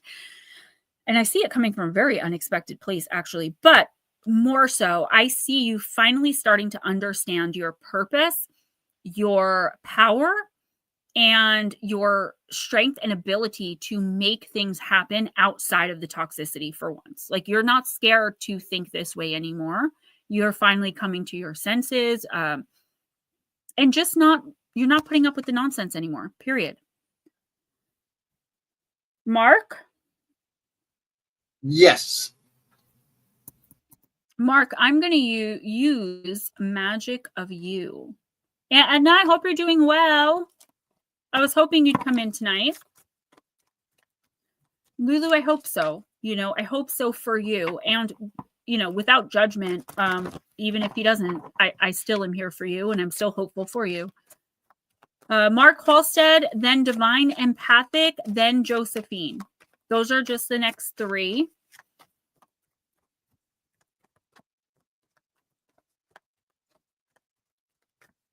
All right. Good. Mark, you got Euphoria. Honor yourself. Card number 9.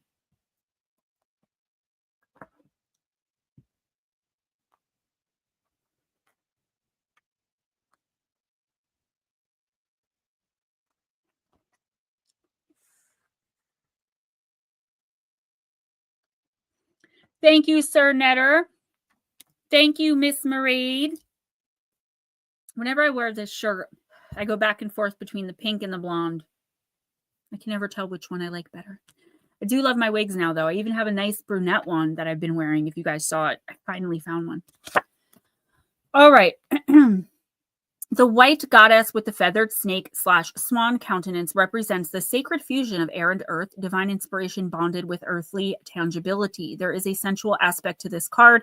It is now your duty to honor your physical self in an exalted way. Have you been abusing your body, poor eating, excess of toxic substances, and dragging yourself through workouts you don't enjoy is punishing, not celebrating yourself. Thank you.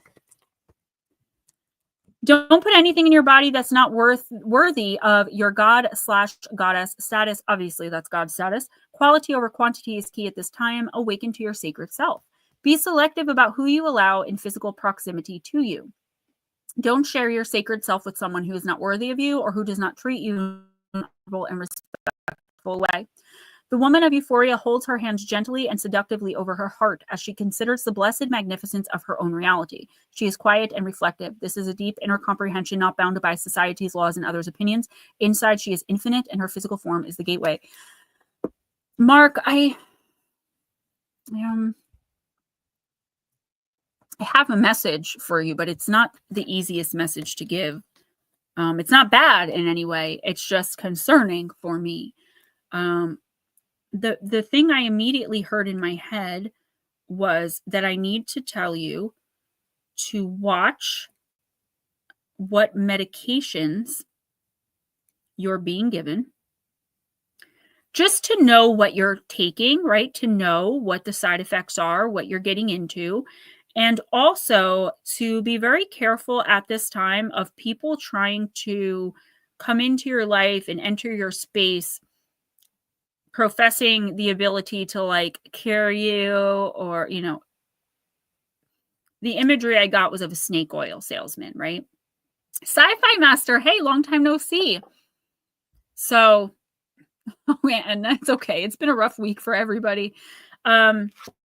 A snake oil salesman, so somebody trying to sell you a bill of goods. Spiritualists I know like to come out of nowhere and be like, I cured someone's cancer, and it's like, no, you may have helped them with like diet and exercise and possibly some spiritual juju, but you did not do that. That person did that by going through the steps and doing what they needed to do, right? I don't like it when healers take credit for healing because we just teach people how, right? And open people up. So be very careful of someone who wants to take credit for like, if you're having a good day and you're feeling better. For some reason, I'm just seeing people around you right now being very disingenuous with you, not wanting to tell you the truth, keeping things about your own health and safety from you.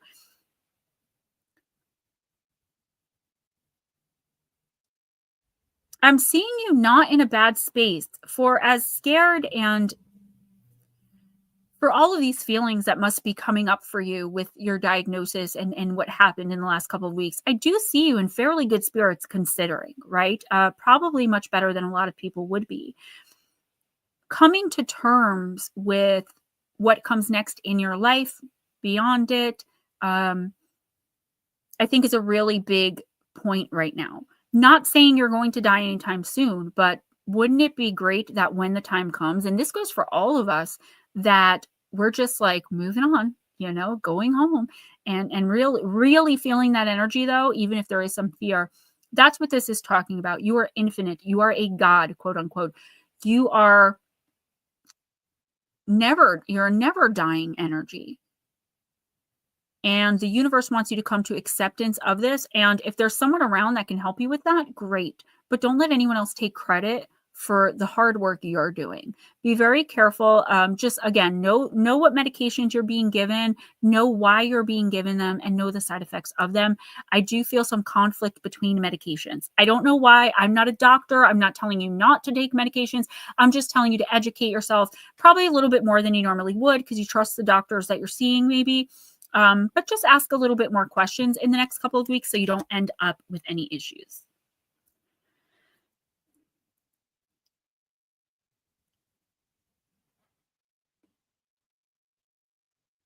Really, Blue?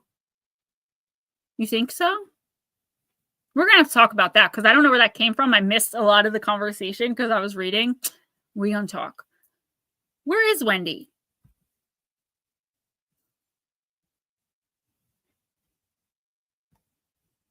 All right. Who's next? Divine.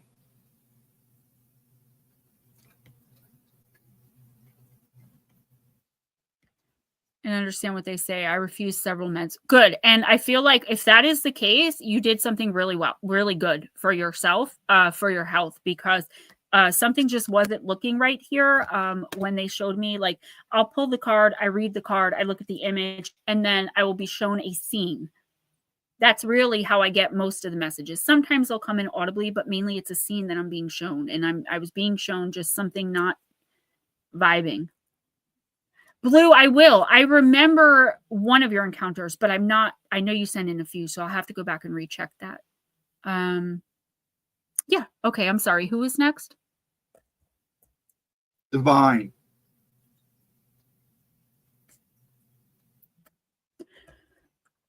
And Edna, yeah, you know, I'm having some medication issues recently where I just don't, I'm not taking as much as I've been taking for 2.5 years.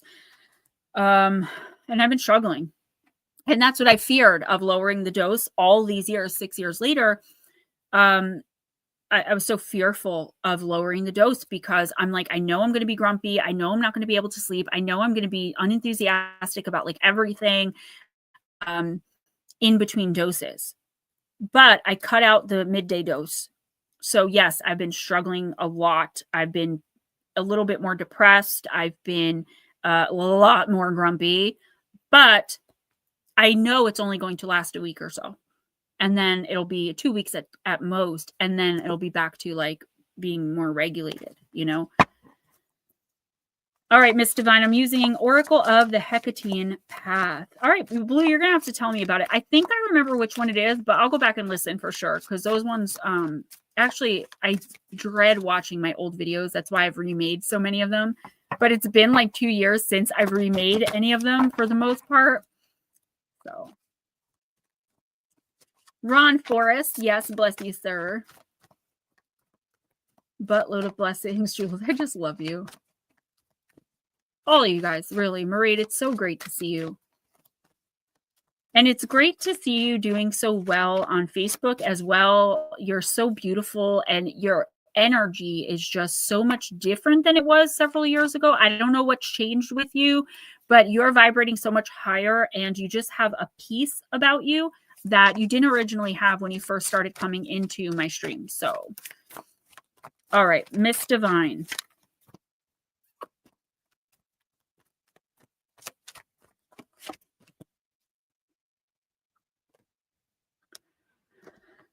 All right. 1, prostistos, primordial origins.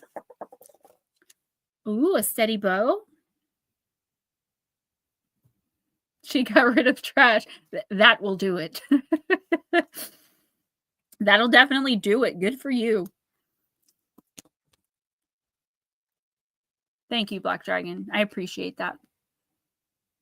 Hecate's true origins are lost in time. We all originate from a single point in the creation matrix, and Hecate exists both at the very beginning and at the very end. Where do you originate from, Divine? On your path to Hecate, many of us are focused on where we're heading and navigating one crossroad after another. But we need to look back and make peace with the past to understand the present and plan for the future. Yeah, I feel like this is just about taking stock. You know, how far you've come, where you're going. Divine, I don't see any real issues or any major problems in the next several weeks, so 2 weeks to a month. But I just see you looking back, maybe with some regret in some areas. But I feel like this is you finally stepping into that power that most of us, I know most of us women, and I'm sure you men do it as well, where we just embrace ourselves for who we are, regardless of and despite things we may have done that we now look at and go, oh my gosh, like I was such a horrible person to do those things. I've only very recently said goodbye to my past life, you know, in this lifetime, where I just looked at the woman I used to be and the girl I once was and said, I love you, no judgment. You did the best you could with what you had and with what you knew, but I release you now. I can't have you hanging on my energy anymore, looking to be fixed or healed. And that healed a certain part of me, this place of regret. And I feel like, Divine, you're doing that. That's why I use that example. I feel like you're finally being able to understand that, yeah, you may have done some pretty crappy things, and crappy things were done to you. And you may have reacted or responded in ways that now you look back on and you're like, embarrassed. Like, I can't believe, I know I am. I can't believe I behaved that way, or I can't believe I didn't see this person for who they really were, or I can't believe I saw these people for who they were and I ignored it, right?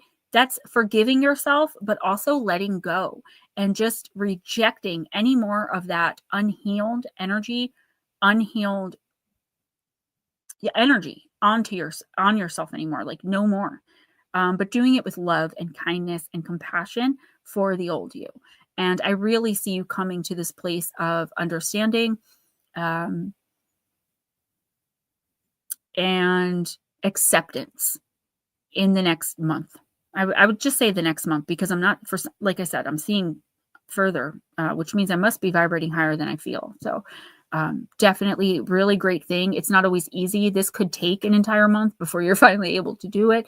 What helped me through was writing things down that I really regretted and then burning it and letting the ashes fly into the wind. And whatever ashes were left in the bowl that I used, burying them under the dirt. I mean, it's a pretty simple process, but it's not so simple, you know? So Divine, I just see you finally releasing the old you, releasing the girl you were, the woman you used to be, and moving forward with love, light, and peace in your heart, with a promise to yourself to do and be the best you can with what you have going forward.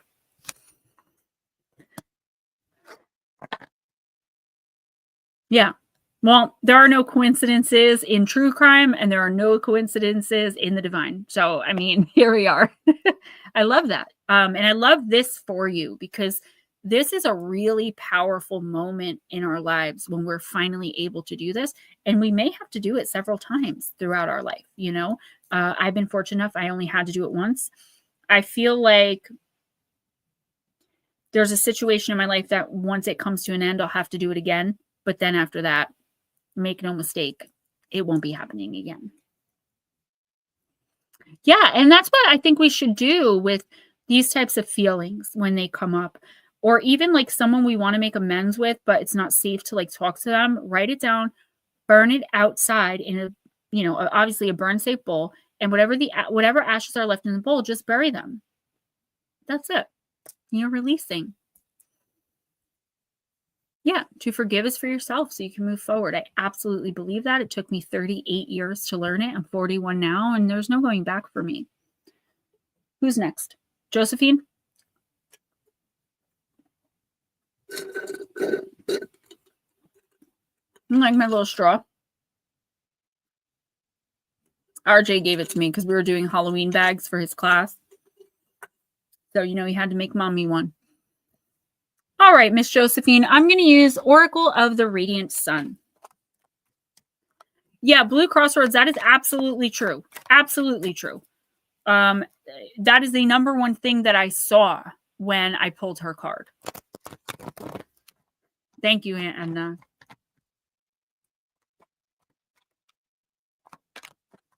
Stay away from angry villagers and low-flying airplanes. Nice. I love it. Mark, if you are saying goodnight, please have a great night. I'd like to talk to you personally, not about your personal business, but if we can chat sometime Monday through Friday, not this weekend, about like your emergency contacts. I want to make sure that like, if God forbid something does happen, I want to know, you know? So if we can discuss that, I don't need to know any of your personal business. I'm not looking to gain anything. I just want to be made aware.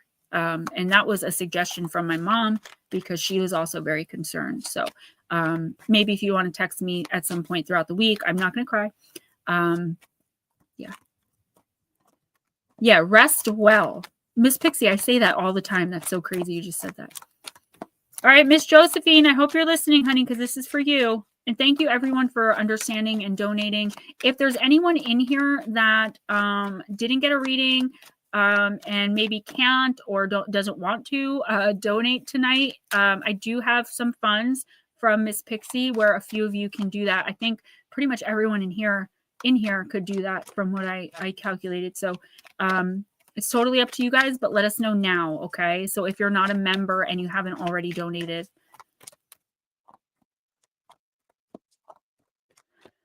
All right. Miss Josephine, girl. Josephine, you're another one I look forward to reading for all of you and giving you guys what I see and what I have. But Josephine's another one that I just see on this beautiful, amazing path. If she could just step out of this one area, like just this one toxic person that keeps luring, like weaseling their way back in. Card number one, the card of risk. And this is, I don't know what this little symbol is. Let's see. Nope, not Jupiter, Saturn. Saturn in Aries. I believe my Saturn is in Aries. So Josephine, this doesn't necessarily mean that your Saturn is in Aries. It definitely could be. I believe mine is. A lot of my chart is Aries. But this is definitely the energy coming in for you for the next month. So let's see what's going on. With Saturn in Aries, personality, individuality, initiative, and activities which combine self-control and disciplined energetic work will make life achievements most possible. Saturn Aries people rarely speak or act without having a definite decision in mind. They have good reasoning ability and are prepared to shoulder responsibility when necessary. People with this planet sign combination are loners in that they more often than not prefer to get on with things without asking for help or advice. For those with this aspect, there may be a call for great patience in situations in which the natural Aryan desire for quick action is frustratingly restricted. I definitely resonate with this, so it probably is my placement. The biggest danger comes when Aries' impetuosity gets the better of Saturn's restrictive common sense and provokes risky actions that may or may not succeed. Impetuous actions usually lead to frustrating holdups. In these instances, a good physical outlet for pent-up aggression comes in handy, such as martial arts, in which discipline and natural energy combine. When this card is drawn in a reading, it indicates a tendency to take everything way too seriously and shows that allowing a sense of humor to express itself in the current situation will not denigrate conscientious work in any way. It's time to relax and take a measured risk. A justified risk taken to provoke new possibilities, a sudden regretted action after a long bout of concentrated and patient work, pushing oneself into a position of power through intense work. So Josephine, thank you, Miss Batmom. Thank you. Josephine, the Batmom, just so you know, as long as you have that member badge next to you, you don't have to donate because members are covered. I mean, I appreciate the extra funds, but I just want you to know, as long as that member badge is next to your name. Thank you, Sir Mark. I appreciate you, sweetheart. I really do. Please let me know how your reading resonated. All right, Miss Josephine, girl. I feel like you are feeling or are about to be feeling very impulsive, okay? I think normally you'd be running a considered decision or a specific action by several people. I don't feel like you have a lot of confidence. I'm sorry, Mark, thank you. That would be so amazing. So God forbid, like I can let others know and we can know and do our thing. That's what my mom suggested I ask you, but I didn't really know how to go about it. So I'm glad I did. So thank you so much for that. I appreciate you. I really, really appreciate that. Thank you. All right, Miss Josephine, you would normally be running this by people. I feel a deep sense of insecurity and no judgment or indictment, all right? We all have things we're insecure about in our own lives, where other people look at us and go, how could you possibly be insecure about that? Like me, I am very insecure about the way I look. Very, very insecure. And people are like, yeah, I don't seem it. I cover it up well. But so I understand insecurity. But Miss Josephine, I feel like what this is for you is like an insecurity to make decisions, right? To just say, this is what I want to do, so I'm going to do it, right? And I feel like that's because you have someone or several someones in your life who are constantly questioning your ability to make your own decisions. I'm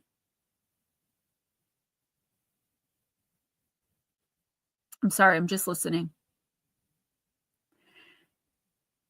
In the next 2 weeks to a month, Josephine, I really see you going in the complete opposite direction. There's no moderation or middle ground here for you. It's like you see something, you want to do something, you're going and you're going to do it. And I feel like this is out of spite in a way, even if you don't recognize it as that. You're like, I'm living my life. I'm doing what I want. I'm not letting anyone else hold me back.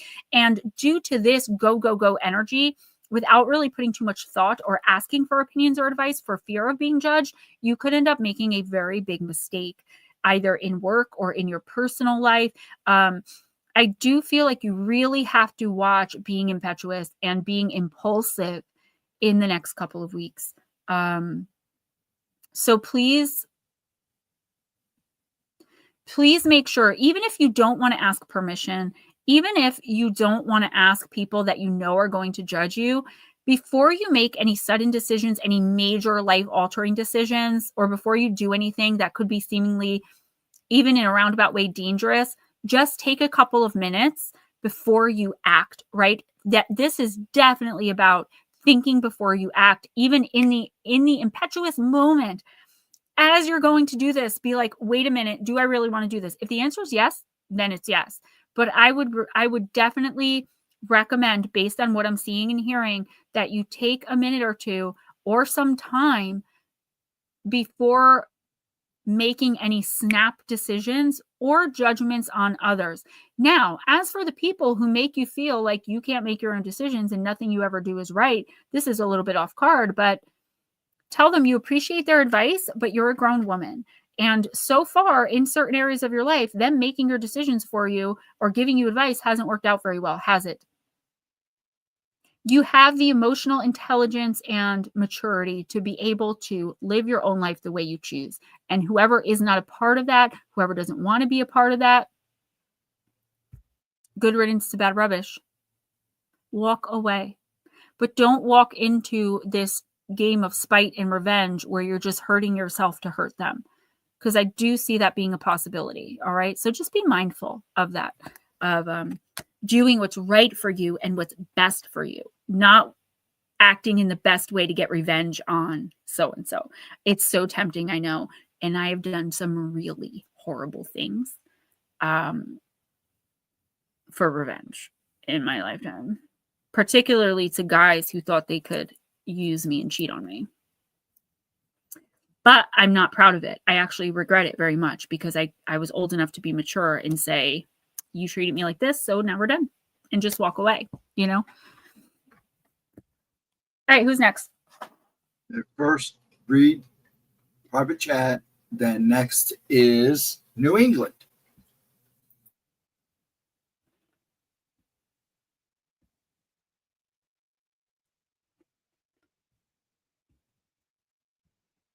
I'm not too concerned about that. It is what it is. Forgive but never forget, Ron. Absolutely. If anyone's like listening and you want to come in and have a reading, I do have a couple readings open from extra donations. So I can see that there are a lot of people who are listening who aren't in the chat. If you want to just get what resonates, that's cool. But if you want a reading, I've got a couple openings where you wouldn't have to pay just for tonight. The only thing I ask is that the same people don't do that every week, but I totally get it. And I know this is new because I've been doing this for free for so long. It's a shock to people when they first come in after a while. But so if you're listening and you want to come in and hang out, please feel free. You're more than welcome. Otherwise, we're going to be ending pretty soon. So I'm sorry. Who's next? New Englander at Rhodey? I want to get the Knights Templar deck for him so bad. Where's Nutslap? Where's Smoochie? You're welcome, Josephine, and good luck, okay? Don't put yourself on a path of destruction to try to hurt somebody else because they're just getting what they want then. They're seeing you destruct and self-destruct and fail. You are beautiful. You are talented. You vibrate very high. You belong or you deserve nothing but the best. And if you're willing to give that to yourself, that's when other people who are willing to give that to you or at least work with you towards you gaining it for yourself will start to come in. Don't hang around trash because you start to smell like garbage. You're way better than what's happening to you. Thank you, Mama Cindy, for letting us know because he messaged me. He's like, there are a lot of people listening who aren't in here. If you don't want to end early, maybe address them. So there usually are, though. If we get, say, 30 people in here, within 5 minutes of ending the stream, I have 170 views. So a lot of people every week for years, they don't even come in and let me know that, like, I don't even know who they are. They'll just randomly pop up one day and be like, oh, I listened to your Oracle stream, but they've never come in because some people don't like to chat and, you know, whatever.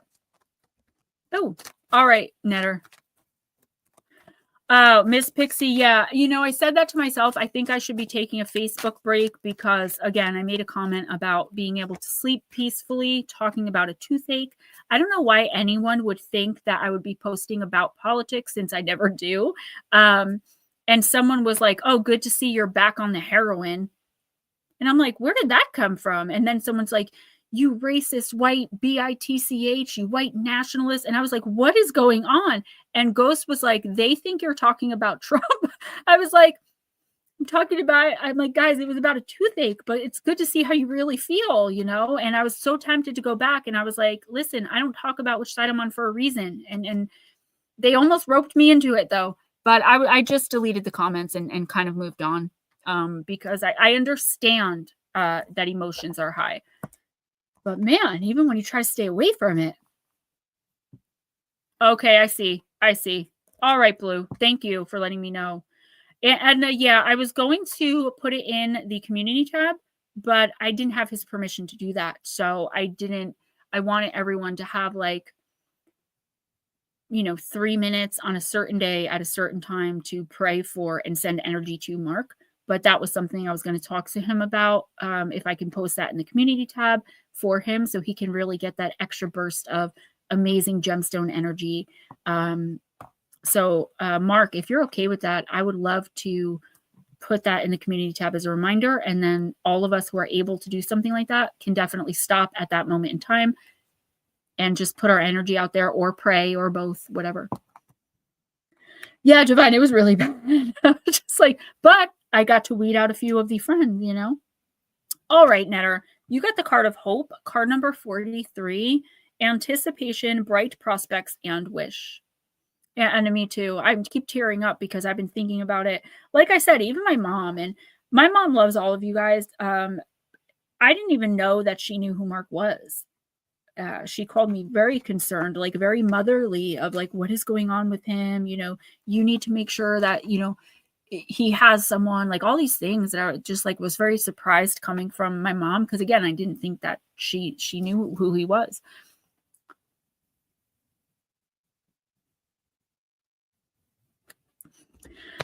All right. This little creature, Netter, this small one, a vampire with a heart and soul, is surrounded by death, by endings, by sadness. Netter, can we share your good news? Guess who's moving around my way? I didn't wait for a yes. I'm too excited about it. Guess who's finally getting out of where he is after a year of me telling him that that's what the readings are saying to do. Thank you, Mark. Yeah, I would love to kind of take up a collection of energy, if you will. NEDR by void.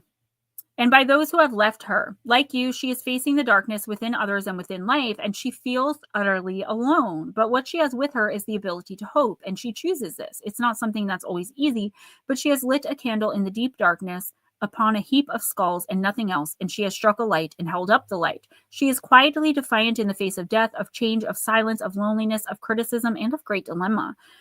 If this card finds you at this time, you are being asked to rise above those who are giving in to hopelessness and negativity. It does not ask you to be falsely hopeful or to put on a happy face and refuse to face what must be faced. It asks you simply to be hopeful. You do not yet know the outcome. You do not yet know what will happen next. But what you can be assured of is that this hope that you have the capacity to create will sustain you in a time of great difficulty. Keep it strong, quiet, and even small. Face what you must face, do what must be done, and know that, yes, the situation is a very difficult one. No doubt about it at all, but we vampires ask you to know that one of the most beautiful and life-affirming things any of us can do is refuse to give in. And not only that, to do what must be done with hope. That light will attract help, intervention, assistance, in our admiration and respect, which in turn will deliver more assistance. You know there is some optimism you can create. You know you are the bearer of a torch of the light in this circumstance. And you know this hope will warm, inspire, and nurture others. Lighten up the world you are within. Strike the light and watch the shadows and dangers recede to the corner. Keep the flame burning. Blessing, your ability to create possibilities in a seemingly hopeless and difficult situation, brings out the best in others, which has a strong ripple effect. You have manifested change through this hopefulness. So, yeah, it is, right? Without hope, we lose heart. If hope feels futile for you, you know that the act of hoping, of choosing to believe there are still reasons to look forward with optimism, will create a more positive outcome than you are looking at in the present moment. In working with this card, you will soon have hope, which will make whatever is taking place at this moment easier to bear. This hardship is impermanent, and tomorrow will be better. So yeah, it's talking about really not just being like, oh, I've got to move. Or like, oh, I'm moving and I'm moving alone and I don't have anyone. And I know that's kind of how you feel.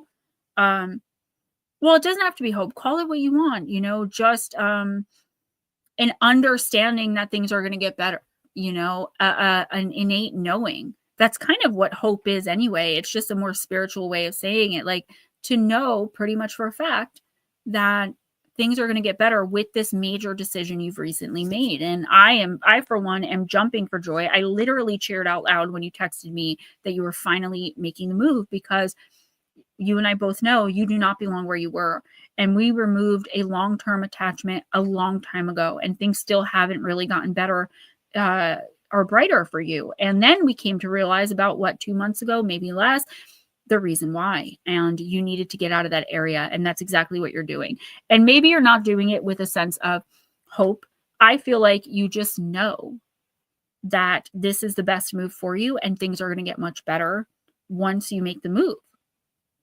I'm sure you have selenite. I've sent you a box or two, and I always send selenite. So, yeah, hope is like wishing on a star. This is more like accepting your destiny or accepting your fate, right? In the best possible sense of the word. You are no longer willing to just sit in lack all by yourself, waiting for something to happen. You are now taking the initiative, even if you're doing it from a mindset, a lack mindset. You're stepping into abundance. I am 1,000,000% sure of it. I have been all along that this is what you needed to do. And I'm just so proud of you. And I'm so happy for you. You're walking into your future. And anything that, comes up next, let it. Because you're going to be better equipped to deal with it now that you've made such a huge, really hard decision and hard move forward. It's only going to be easier to keep making these decisions and moving forward from here. And I know that to be absolute fact. Who's next? Because I'm being kind of called to open a deck I have not opened and that I don't normally read with. The Bat Mom. All right, Bat Mom, it's you. A celebrity is calling out to you tonight. Let's see which one it is. I usually only use this deck in personals. All right. Celebrity Spirit Oracle for the Bat Mom. Choose a new one, which says, take me home, take me home. Yes, Grace Kelly. I pulled her once for myself. That is my last name, you know. Gemma Jade Kelly. Oh my gosh. I literally just did a video about this for Halloween. So knowing, let's see if you've watched the Halloween series videos, Bat Mom. There's only one person it could be that's a celebrity that I talked about.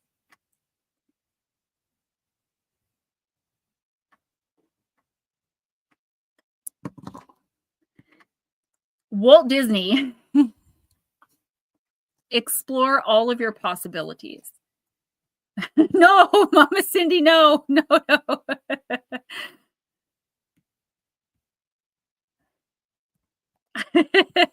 Gemma Jade Kelly.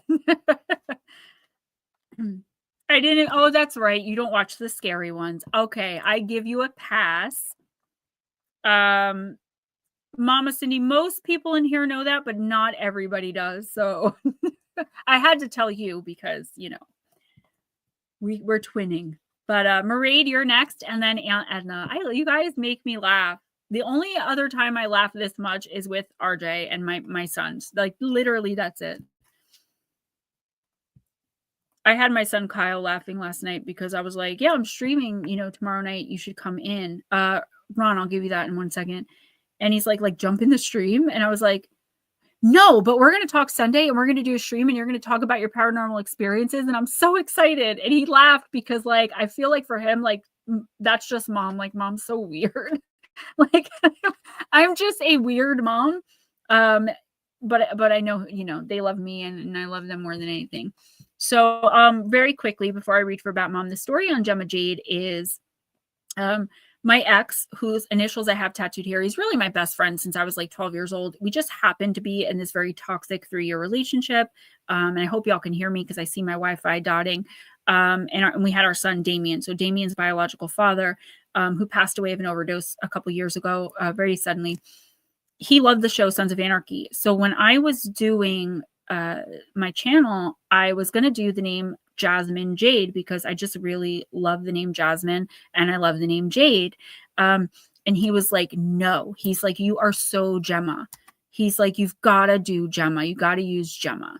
And I was like, Gemma Jade? And he was like, that's your name. He's like, that is your YouTube name. And I kept it kind of in honor of him, but also because I just really love the name. I thought it was a cool name. All right, Miss Bat Mom.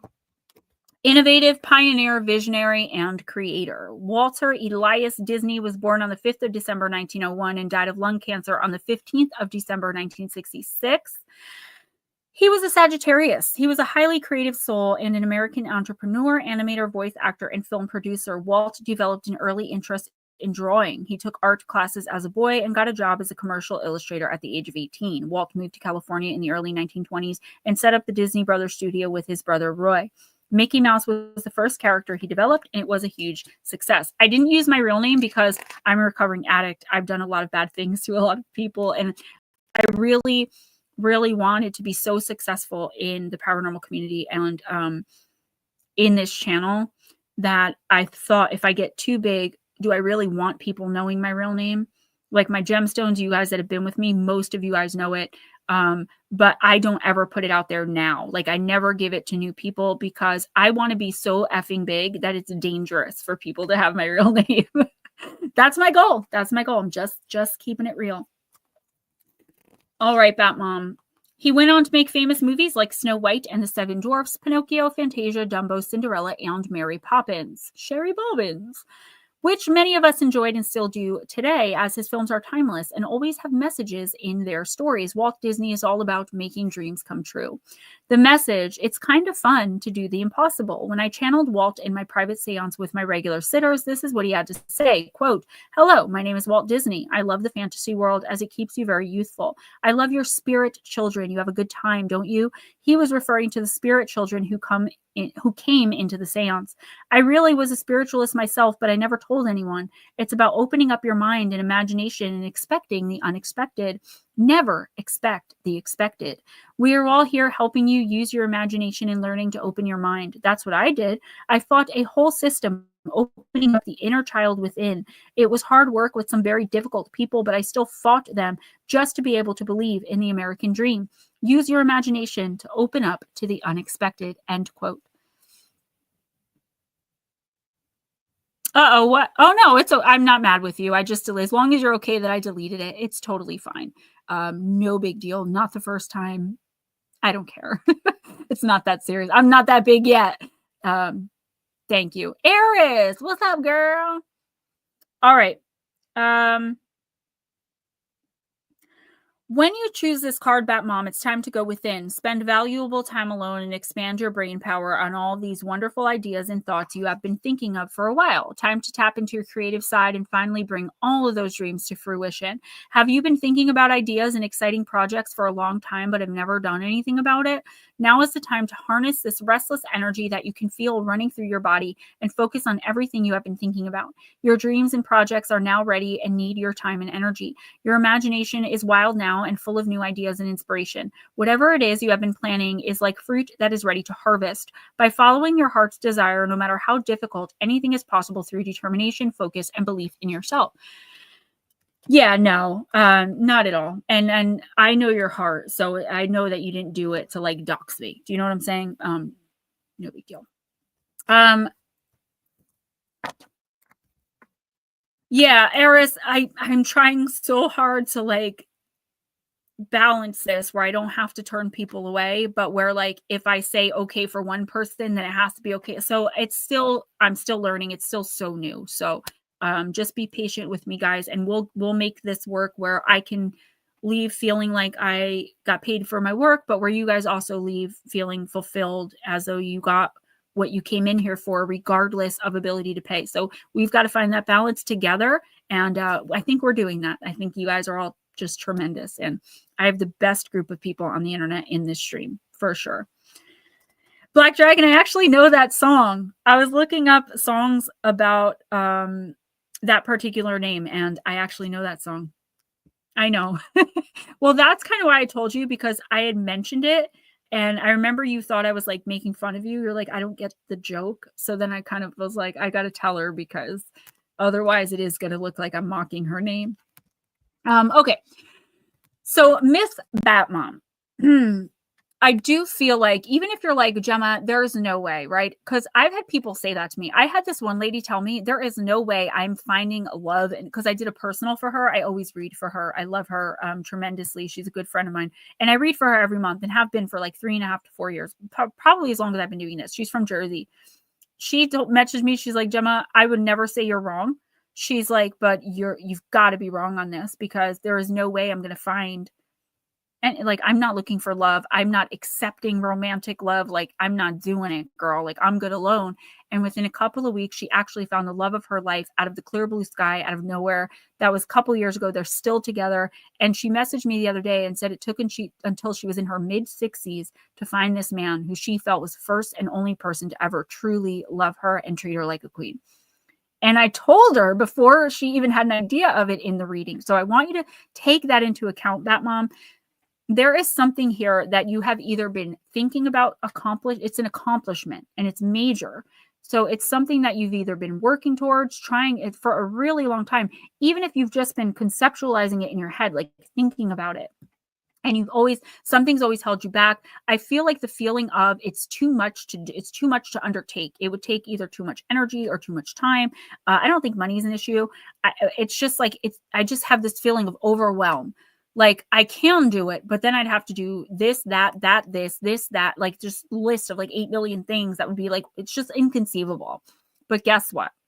You are coming to a point where you are finally taking the steps necessary to make whatever this dream is come true. Whether it seems real or not right now, I feel like right now it's still a concept. You're still conceptualizing like how to, what's the word I'm looking for? Not enact, how to make it happen, right? The steps needed to start moving forward on this. And I feel like this is a huge leap for you, not only because you know how hard it's going to be, but also because you've been told many times that it was either a stupid, foolish thing to be thinking, that you couldn't do it. There's someone here that's just been very negative about it. And those are the thoughts that like attack you every time you think about, oh, this is going to drive me crazy, this word I'm looking for.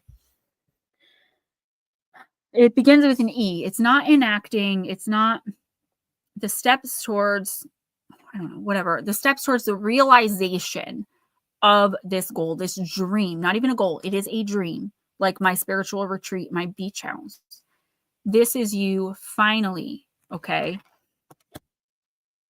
Even if you don't come to this, within the next month, this is the spark in the next month that you are going to start moving, envision. No, not even, I don't, it's like when you make something happen, you're actively doing it. It's okay. I don't know what I'm thinking. Envision is actually a good word, because that's what I see her doing, Batmom. I see you envisioning this. You're taking the steps. Even if you're just doing it in your head. I feel like in the next month or two, that's when you're going to start taking the actionable steps towards this, one foot in front of the other. Even if you have to stop for a couple months, like you are determined to get this done. No matter how hard it's going to end up being, and no matter how long it takes, something is shifting, it's changing. You are determined to make this happen, and you are going to be successful as long as within the next month you take those first steps and you don't let anyone or anything stop you. No excuses. All right, Miss Julie girl, love you. Mwah, mwah, mwah. Protectors, creepers. Yeah, please let me know how that goes. I'm taking RJ to a trampoline park tomorrow. Hopefully I'll have enough money to do that. I'm pretty sure I'll be okay. And then Sunday is my complete and total day off. I don't do anything but like play video games and clean my house. But anytime from Monday through Friday, if you figure it out, I'm also going to look into it a little bit. Not much, because I want you to figure it out. But of course, I need to be nosy and like find out what's going on. So I'm going to be poking in and seeing if I can see anything. I'm sorry, who's next? Cruella. My mom used to call me the Grinch.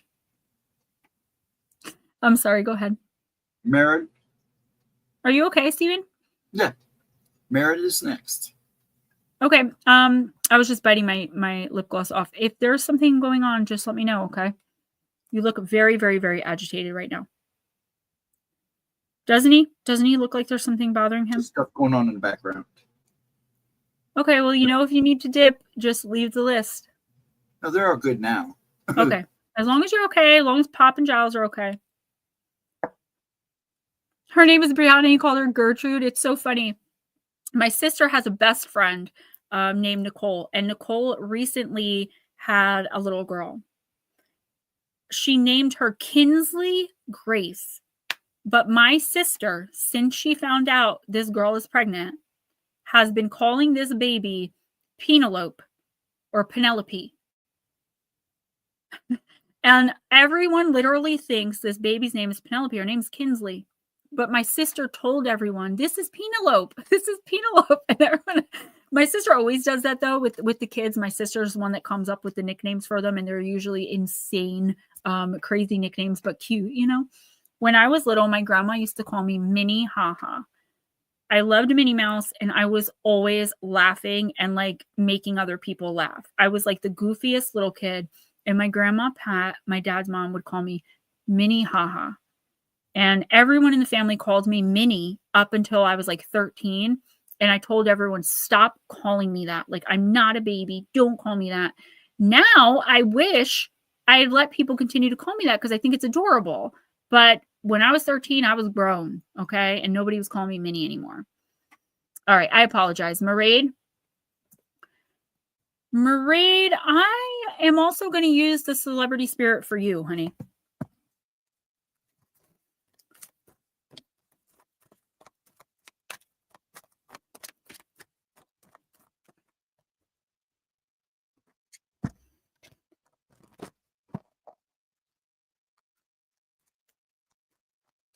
Next is Aunt Edna.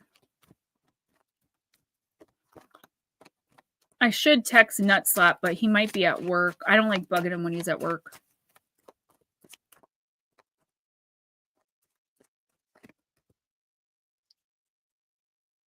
My favorites. I have channeled this woman many, many times, and I have hung out with her in spirit and discussed some things that were said about her in life. And I love her because when I asked her, like, how did you get it wrong so much when you were clearly so talented and knew what you were doing? And you know what she said? My ego got the best of me. I became too famous, too big for my britches, that I was afraid to say, I don't know. Psychic medium Sylvia Brown.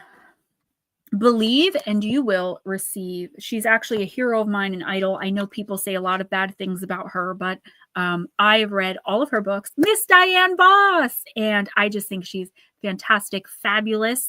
$3,000 per reading. It makes my 60 look like nothing.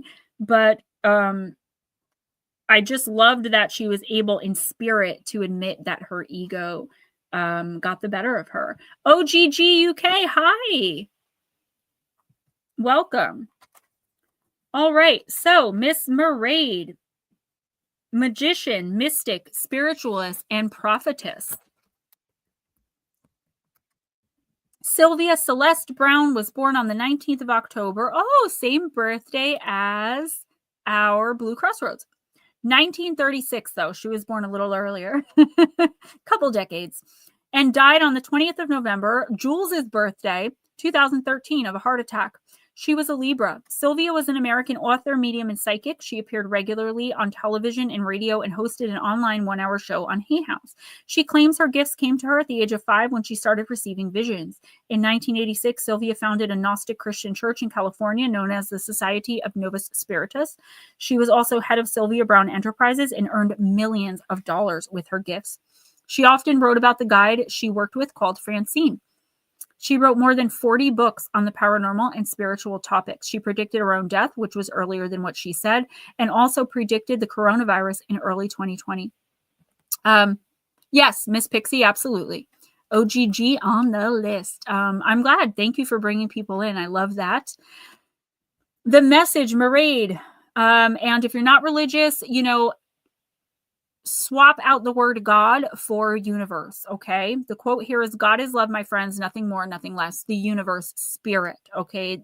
Our spirit teams who are here now with me, giving me these messages for you. Diane, yeah, she has 40 books. I probably read them all. I like Afterlife of the Rich and Famous, where she channels famous celebrities. All right. When Sylvia came through to the group, her spirit energy was very fast and almost to the point that it felt like she had a lot to do on the other side. She came across as polite with her messages and said she liked what we were doing as it was experimental, and she was full of encouragement for us. Sylvia said everyone, including the sitters, has unique talents, and to be true to ourselves in all of our dealings with people in our lives and not to worry about outcomes. Towards the end of her visit, she spoke about her predictions she made before she died and how she was always learning new things. She loved writing, as it was often about her teachings. If you have drawn this card, Mairead, you have a natural relationship with the world you cannot see and often have strong feelings about people or situations. You always have very descriptive dreams, which sometimes can be prophetic. Even if you haven't dreamt in a while, I'm sure on the off chance or rare occasion you do, and I'd be surprised, but they've got to be very descriptive, very realistic. You have natural cords to the spirit world and are in a constant flow of communication described as living between two worlds. Trust in this gift, Miss Wifey, as it's very healing and real, and never second guess any situation or your natural instincts, as it is a gift from heaven or beyond. Now is the time to take on the role of the teacher with your spiritual gifts, as you have wisdom, as you have. Wow. Now is the time to take on the role of the teacher with your spiritual gifts, as you have wisdom and information that the world needs to know and hear. Through your development of your own spiritual awareness and learning, it is time to help those around you and pass the information on. Wisdom also comes from age. So this card is saying it's time to pass on everything you know. So, okay. Such an empath. We all have ability in here. Even OGG UK, who I have no idea who they are, if they are here for Pixie, You know what I mean? If they're connected to Pixie in any way and have now found their way here, spiritual gifts. Don't know what they are. We all have different degrees of different gifts, but they're definitely there. So Mairead, what this card is saying is not that you have to start a YouTube channel and do what I did and try to teach people through private video chats and all this stuff. If you want to do that, that would probably be amazing. We could totally twin and team up. But Sylvia spirit is coming through to, or her message, not her spirit. I misspoke. Her message is coming through to push you towards, like with Batmom, achieving your goals, but these are of a spiritual nature. So I don't know what gifts or abilities you have or why you're being pushed to pass them on or share them with the people around you. I feel like there is someone struggling and or suffering through something that you've recently gone through or that you've gone through several times and finally have come through the to the other side of, okay? And the universe is saying, as much as you may want to stay out of it, let this person make their own decisions, let them learn from their mistakes, you know, make their own choices and their own mistakes and learn and grow. This is the universe. This is your team telling you, actually, the worst thing you could do is not pass on that knowledge. Now, this person and or these people may not want to hear what you have to say. They may say, thank you, but I don't want your advice. Or thank you, I'm different than you. It's not going to be the same, and go and make the wrong decision anyway. But I feel like you would feel better and even sleep better at night if you knew that you at least tried. There is some person here or group of people who are, again, experiencing something very close and near to your heart. Like me, I go and speak with addicts at rehabs and detox centers because next month I'll have 6 years off drugs, which is as long as I was using. But I've got to go and try to help people who are in the situation I was in 6 short years ago, because I don't want people to die, and that's a life and death thing. Maybe this isn't a life and death thing, but it's definitely watching someone go down the wrong path that you already went down. And even in knowing full well they might still make that decision, to know that you spoke your piece, you said your piece, you tried your best. And I feel like intuitively, you might be feeling like they're kind of, I want to say, like, desperate for the information, even if they won't admit it. All right. I hope that makes sense to you. I reached out to his friends. I'm now single because he dumped me for that. That has happened to me.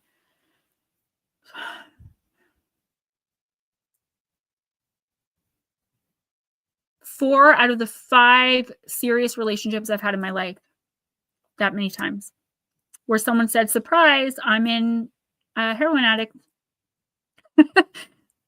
And it literally came out of nowhere. Like, I was just like wandering through the relationship, like, oh my God, he's so happy all the time. Gets sick every other week though,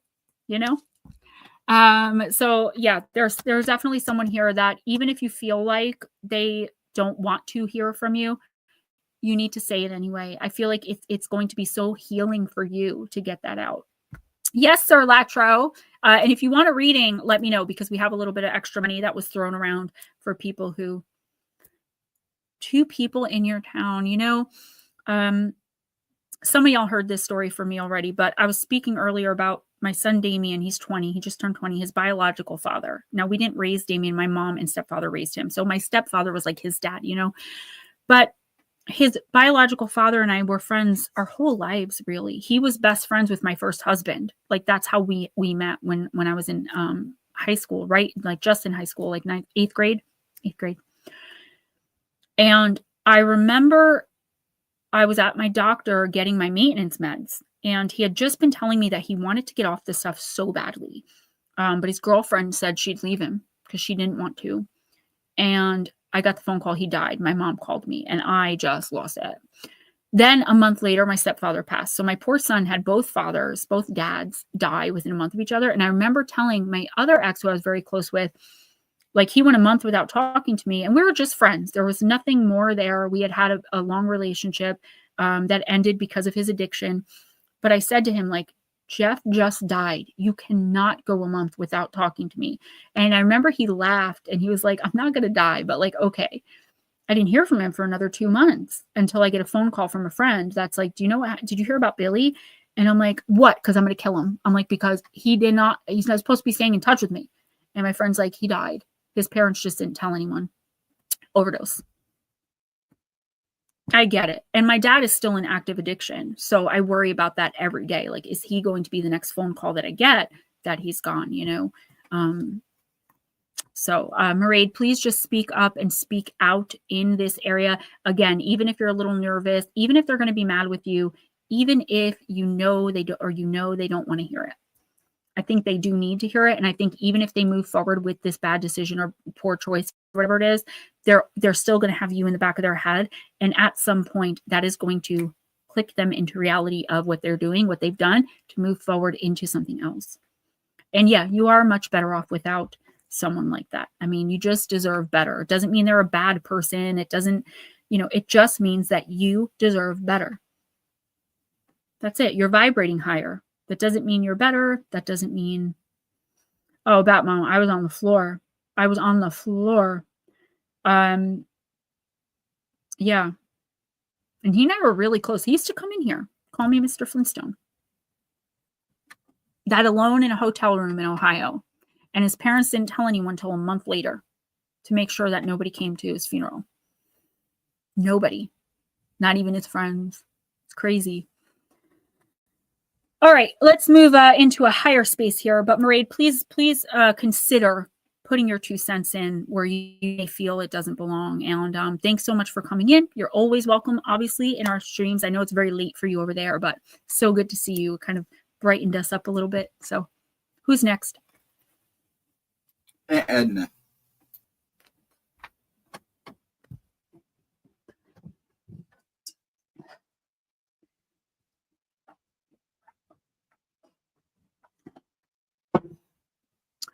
I'll talk to you privately about how spiteful they were with me specifically. My dad left his bottom teeth in the back of his car, Billy's car. And somehow his parents ended up going through his car, even though we were like in our 20s or something. I was 27. I remember turning 27 when he and I were dating. And they literally stole one of my shoes and my dad's bottom teeth and refused to give them back.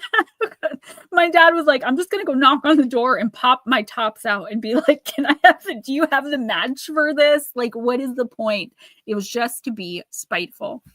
And I know you told me like 4 times, but one more time, who's next? I got a little distracted.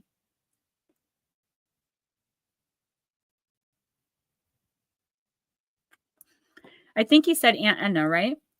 Yeah, my dad is Paranormal Pixie. My dad is a Sagittarius, and he is Sagittarius through and through. He is hilarious. You will be in stitches with my dad. He just does not care. Like, he will make fun of anyone and anything to their face. He has a great big heart, but he has no couth. Like, he has no filter. So if there's like, he'll tell me like the things he said to me, just honestly say it. Like, I would have to laugh because he just comes out with it. He don't care. And people know that about him. Yeah. Yeah. Lacho, right? He's like, I'm just going to ring the bell. He's like, I'm not going to say anything mean. I'm just going to pop out my tops and hold them in my hand. And then with my gummy mouth, be like, hey, do you have the bottom to this? Can I have my teeth, please? And my dad would have done it. That's why I went and bought him a whole new set of dentures.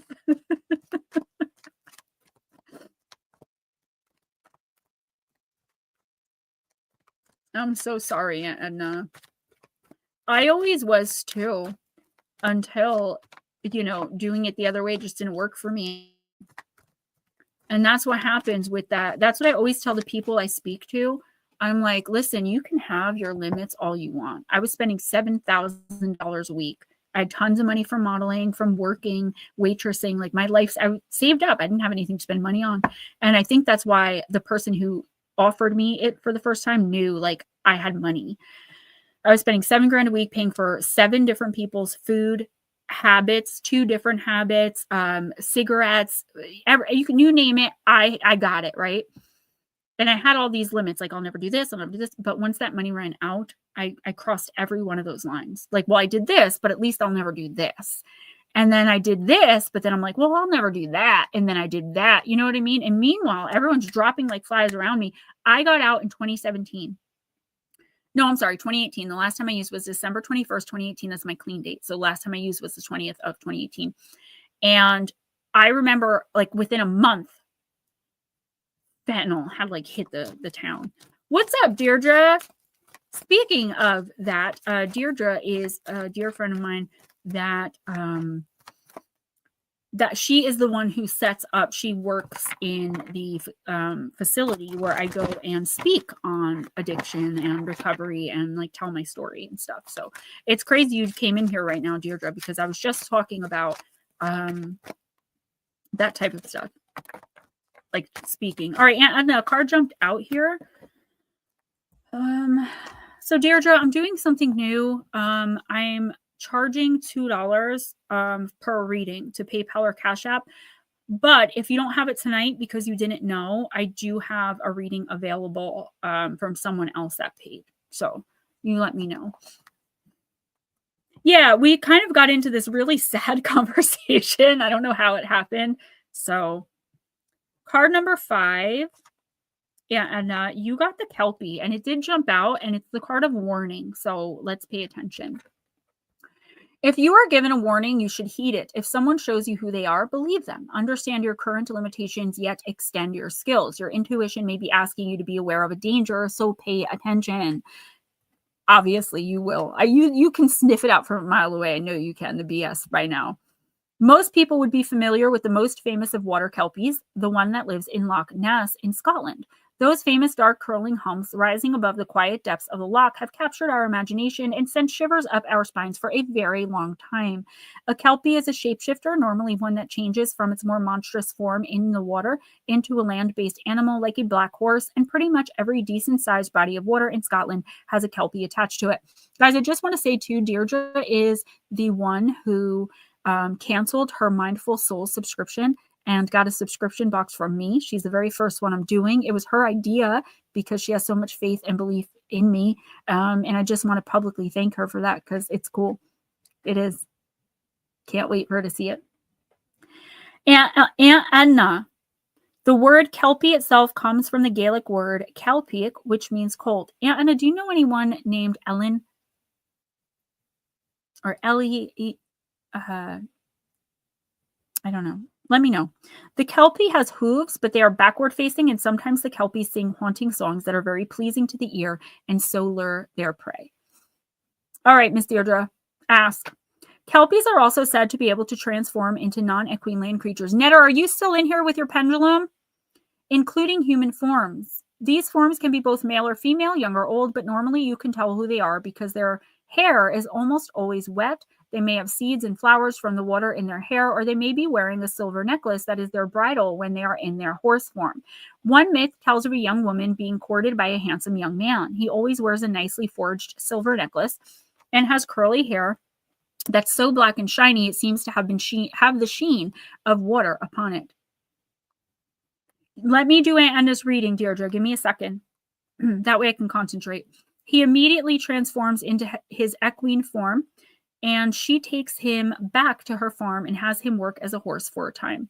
Her anger at his dishonesty wears off, and she misses her love, so she consults a wise woman of the village to see what the best course of action should be. No, it's okay. The wise woman takes the necklace and puts it around the horse's neck. The Kelpie transforms back into his human form. No, no, no, no, Deirdre, no. No, no, no. No. She asks the Kelpie whether he wishes to be with the young woman or go back to the water. The Kelpie says that he will stay in his human form, thus becoming mortal if she agrees to marry him. The young woman accepts him as her husband, and the Kelpie stays in human form, giving up his immortality. The Kelpie is secretive and hard to spot, yet if attacked or wishing to attack, does so in a lightning fast manner without warning. Naturally, It said that if you got too close to certain parts of the loch or body of water, you could be taken, ripped apart, and or drowned. When someone was found drowned and a Kelpie was suspected, they would tell everyone in the village and surrounding areas.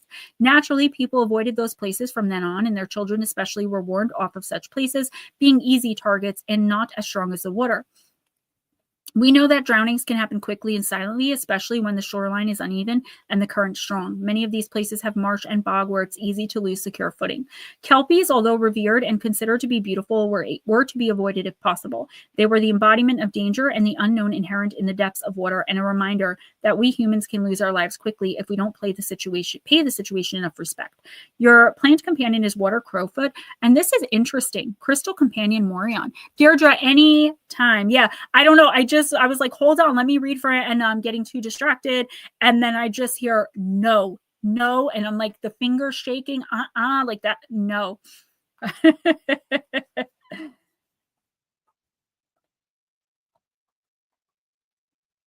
Yeah.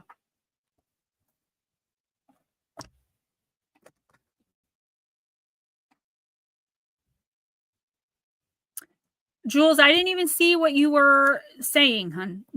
I don't even know what you're talking about. I have no idea. I was reading for an Enna, which I'm still not done. I was getting a message for Deirdre. I was talking about people passing. Ellie. Okay.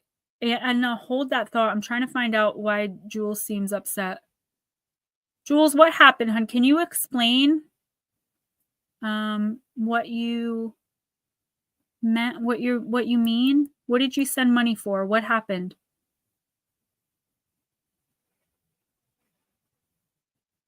Oh, I'm sorry. I did not see it. I'm sorry. And yes, you definitely may. What's their name?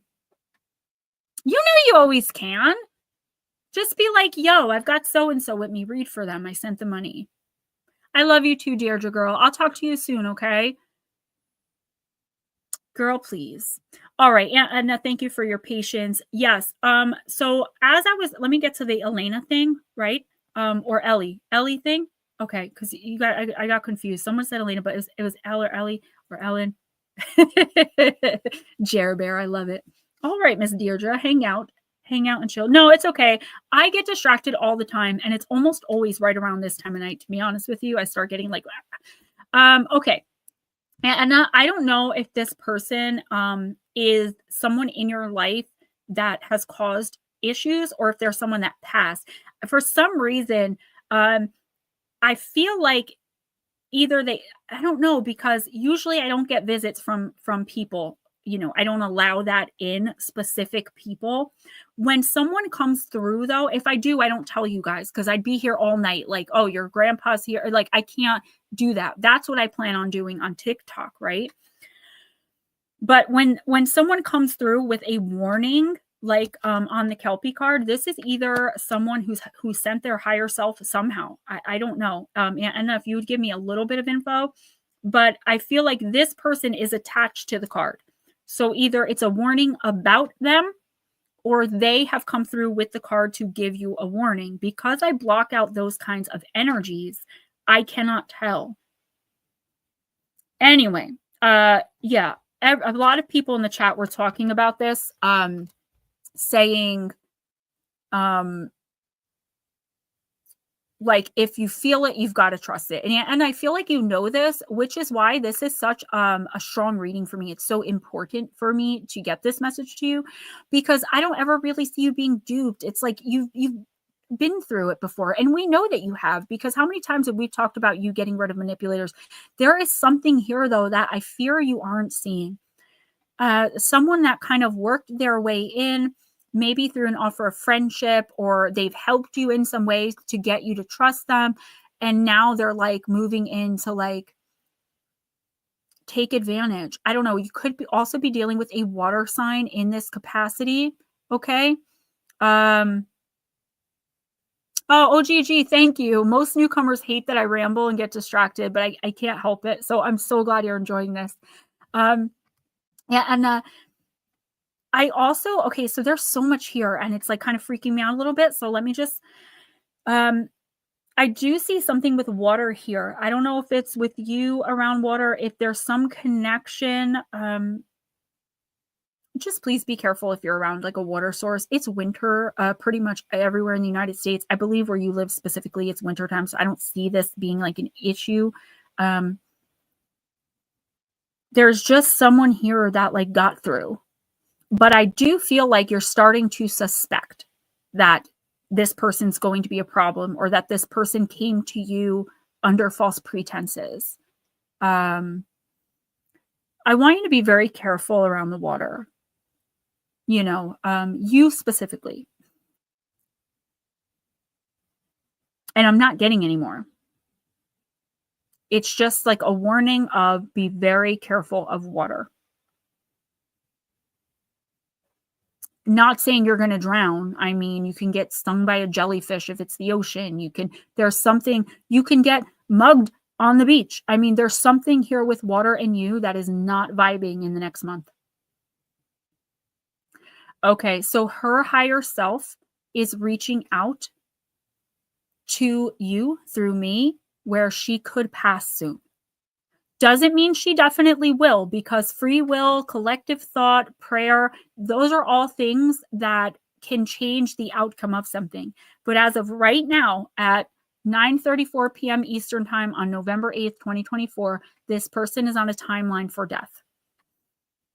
So if there's some way you can help them or give them love, light, peace, energy, okay? For yourself, be very mindful of water.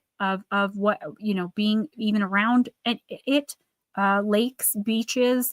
I don't see so much like bath and shower water. That's why I said it's winter where you live, so I wouldn't know. But I want you to take this very seriously, because this woman's higher self is reaching out. I don't know if it's a call for help. I don't know if she's the person that you feel you need to like separate your energy from. But she is on a timeline to die. I don't know what that means for you. Take that as you will. You know what, you know, how you would react or respond to this. You know your relationship with this person. And this isn't going forward like a lifetime. And you're so lucky. That's my dream, a house on the beach. But I would say for the next month, just be very careful. Guys, I'm really sorry. I know I'm rambling, but I do have to go pee again. So I'll be right back. Okay. Let's see here. Okay, next. Next will be OGG, then Diane Boss, then Deirdre, then Jules, then Black Dragon. Just so you folks know. And there goes my voice again.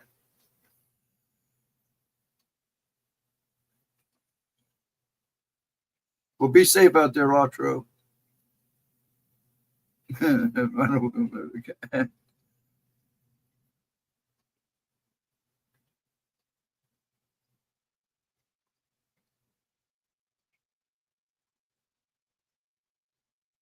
I'm just letting you guys talk. So OGG is next.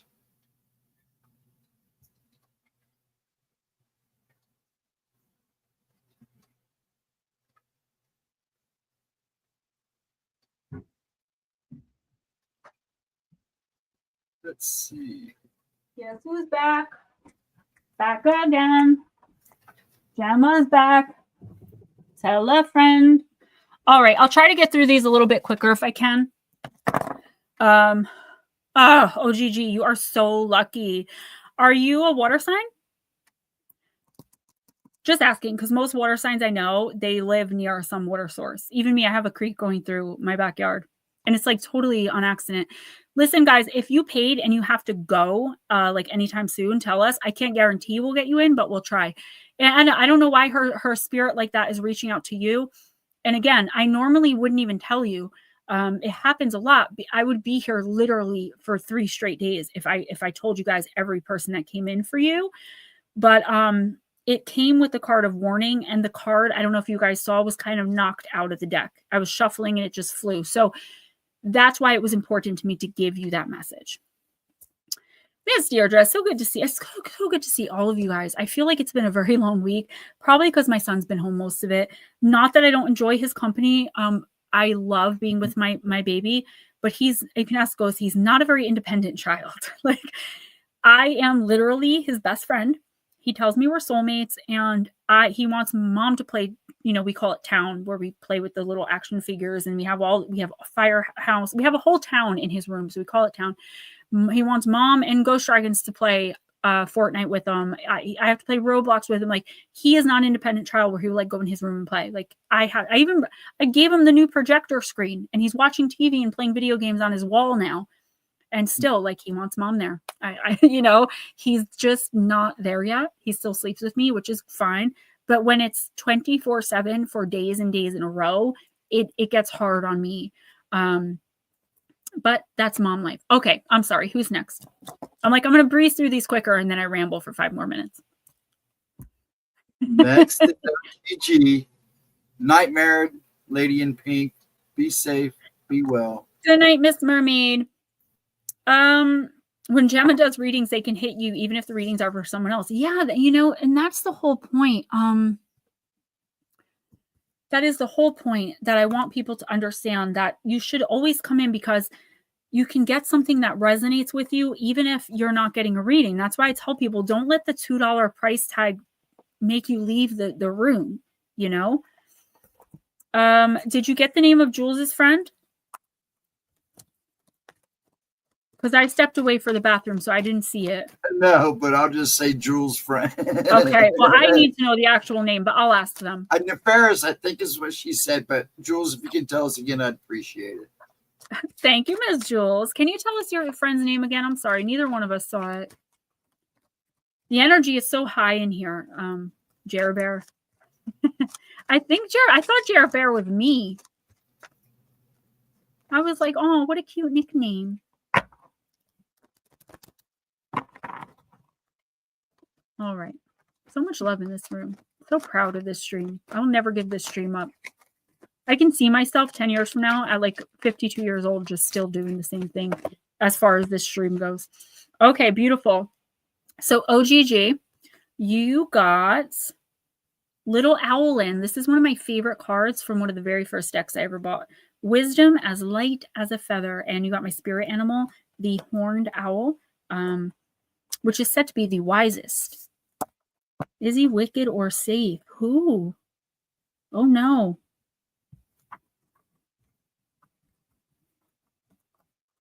Jules, let it come to me. Okay?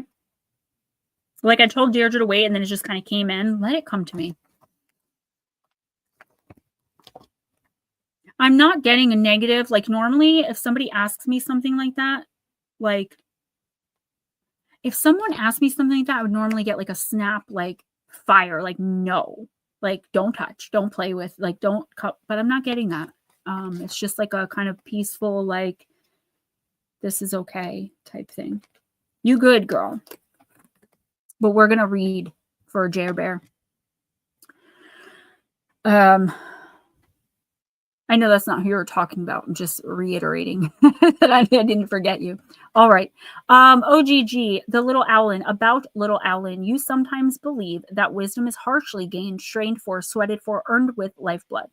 And so it is at times. At other times, like the one you find yourself in now, you find the getting of wisdom to be as soft and as light as this owl's feather. A more powerful talisman hardly exists. You are being given a great gift. You will be able to see more clearly even when there is no light around you. Night will hold no fear for you. You will hear clearly what people are truly saying when they are speaking to you. Their words' true meanings will be utterly apparent immediately. And let me tell you something. Once that keeps happening, though, like, it's cool in the beginning, OGG, when like you just look at someone and immediately know what they're thinking. And when someone says something to you, you immediately know they're full of poop, or, you know, they're not. But after a while, you become like Sookie Stackhouse and you're the crazy person in the town. So we'll talk about maybe how you can control that a little bit. You will be able to know exactly where people, beings, and their energies are coming from, so it will be very simple to make wise decisions. You will be able to move suddenly and grasp your fate quickly when this helpful being comes to share your life. She is both fairy and owl, a shapeshifter in form, and as swift and as clear as the rain. Little Owlin speaks. Wisdom is not heavy, harsh, or cruelly given. Wisdom is as simple as being open and ready to receive. And if you're ready, if you have decided that you are worthy and willing to learn, this great horned owl, my other self, wishes for me to give you a feather. This feather is a talisman of magic with a K and of wisdom that endures and can be applied again and again. Its power and wisdom will never run dry or fail to speak words of wisdom to you when you hold it in your mind's eye. The tide will go in and out, but this feather-light piece of wisdom remains constant. The sky will hold the moon and stars and burn bright blue with the golden sun, and this wisdom will never fade or grow into a heavy burden, as some knowledge does. You will wonder what to do at times because things have changed, but this soft wisdom will speak to you again, and you'll find your way. Divination. A piece of priceless wisdom will be learned in a very simple and very easy way. There is enough potent wisdom available for everyone. Diane Boss, you're next. You simply need a small portion of this wisdom for it to have an immense influence in all matters. You may receive signs that the wisdom of the owl is with you, the unblinking eye, the truth teller, the one who is the friend of the goddess, from Athena to Bloodwood. It is likely that people may underestimate you or feel that because you have a light touch, you are not to be taken seriously. Girl, you and I have a lot in common, okay? Energetically, whether you realize it or not. People take me being an open book as me being a fool all the time. All the time. They're like, Gemma's a pushover. Nothing could be further from the truth. In matters of justice, you will now be triumphant, even with the lightest of touches. You are being blessed and accepted as one of the wise ones, but keep this treasure of wisdom gently. Use it wisely, and know that Owlin has given you a gift of justice, wisdom, transformation, and the pure power of directed intention. You are most blessed at this time. So OGG says, I've only been learning all paranormal stuff and wisdom for 9 months. So in here, I can see how someone who is just learning, because I do have a paranormal channel, I'm actually going to change the name to Gemma Jade Paranormal. This is more in here. I guess it could be considered paranormal, but it's more like a spiritual thing that we do. And yeah, OGG, exactly. I feel like, I guess because I just learned that you've only been looking into this for 9 months. You have been looking into this for 9 months. This isn't a lifelong thing for you, right? Where most of us in here have been seeing things, doing things, feeling things. Deirdre, I know that's right. I read all the books for our whole lives, or most of our lives. However we've dealt with it, it's been there. Deirdre the empath, and Edna the healer, Pixie the psychic. Like we all, every one of us, I can name something for. Ghostdragonzw the observer. Do you know what I'm saying? In the next month, okay, specifically, I feel like you're being embraced into this interest of yours, okay? So OGG, you're going to start receiving messages. You're not going to know that's what it is, right? But you're suddenly just going to know things, right? Like your intuition. What I do here, and I'll try to explain this very quickly and simply, is when I call your name, I'm virtually connecting with your energy. I actually took courses to learn how to do this virtually without having to be face-to-face. And I took them from my guides and my main guide, Aaron, and my team. So what my main guide does while we're in here is calls in your main guide and your spirit team. They stand before me in energetic form, and they show me images or tell me words or both to give me the message for you. So I am working directly with the energetic beings that try to help you run your day-to-day and that have been with you since you were a spark in creation. Okay? That's why, not tooting my own horn because it's not me, I have never had anyone tell me I was wrong. I've been doing this 3.5 years online because I'm connecting genuinely with your spirit team. What they're showing me is that now that you've stepped into this paranormal community and you're looking into it, you are opening up, you are activating to this type of energy. Meaning in the next few weeks, and this is so exciting. Like I said, if it becomes an issue though, going forward, email me and I'll talk to you about how to protect yourself and tone it down. When someone comes up to you and says, hi, you're going to immediately know whether that person, it's going to be like bad or good. You're not going to know why you're feeling this way, but like you are going to get, it's just like your intuition is in overdrive, like super powered to where you can now make decisions based solely on it. What is your intuition? Your intuition is your spirit team, your angels, your main spirit guide, other spirit guides, ancestors, deceased loved ones, otherworldly entities and beings, elementals, extraterrestrials, whatever you are connected with. It's different for everyone except angels, ancestors, deceased loved ones, and spirit guides. Those are the 4 everyone has with them. That's your intuition. They're telling you things and you're picking it up energetically. That's your intuition when you're like, oh, I don't think I should be doing this. And you don't know why you're thinking that. That's your spirit team beaming that stuff into you. Like, don't do that. Don't do that. Don't do that. Like a guardian angel. Only a whole team of them. They are giving you the power of discernment in the next month, more so than you've ever had before. And I feel like if you're in here and you're receiving this gift, it's not really receiving it. It's just activating in you so that you can be pushed forward to learn more, right? So exactly. And that this is your test. You can't fail it. It's not really a test, but like it's your team testing you to see how much further they can go with you to get you to really notice them and live your life on your instinct alone, to become primal again, like we're all trying to do in this community, whether we realize it or not, to make the best decisions. And we do that by having knowledge. Saying no is a big one, not being a people pleaser. So in the next month or so, when you get these strange hits, these intuitive hits, these feelings, I want you, no matter what, it doesn't matter if you think saying no is going to hurt someone's feelings or make someone mad. If someone truly cares about you, they will understand that no is a complete sentence and you're saying no for a reason. Those who mind don't matter. Those who matter don't mind. Meaning, if somebody's going to be upset with you or mad with you because you can't, won't, or don't want to do something for or with them, maybe you should reevaluate that relationship. And that's exactly why your team is giving you this gift or activating this gift in you. Please, to the best of your human ability, because it is hard. We want to please people. We want people to like us. It's in our nature. It's in our DNA. Follow your intuition. And only your intuition going forward, particularly in the next month, because I feel like it's going to be detrimental. You could end up letting someone who manipulates, takes advantage of a very toxic energy person into your life if you don't get the courage to express what your intuition is telling you. If you get a bad feeling, you don't have to say, oh, I have a bad feeling about you. You can just say, no, I don't want to go on a date with you. Or, I don't know if you're married, I'm just example. Or like, no, I don't want to help you move. Don't let yourself down. That's the most important thing. That is a major message, particularly for someone new coming in. I wish I could just talk to you about this for hours and hours because there's so much I want to say, but follow your instinct and intuition. And it could get a little scary when you start like feeling like you're reading people's minds. But just go with it. Let the universe work. Let your team work for you. That's what they're there for.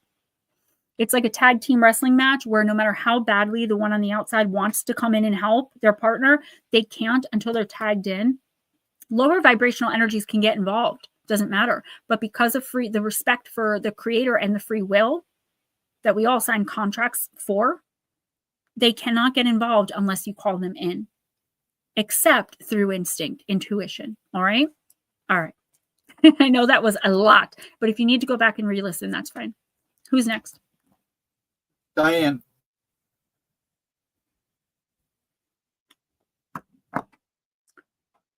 Diane, I'm going to use Dark Goddess. And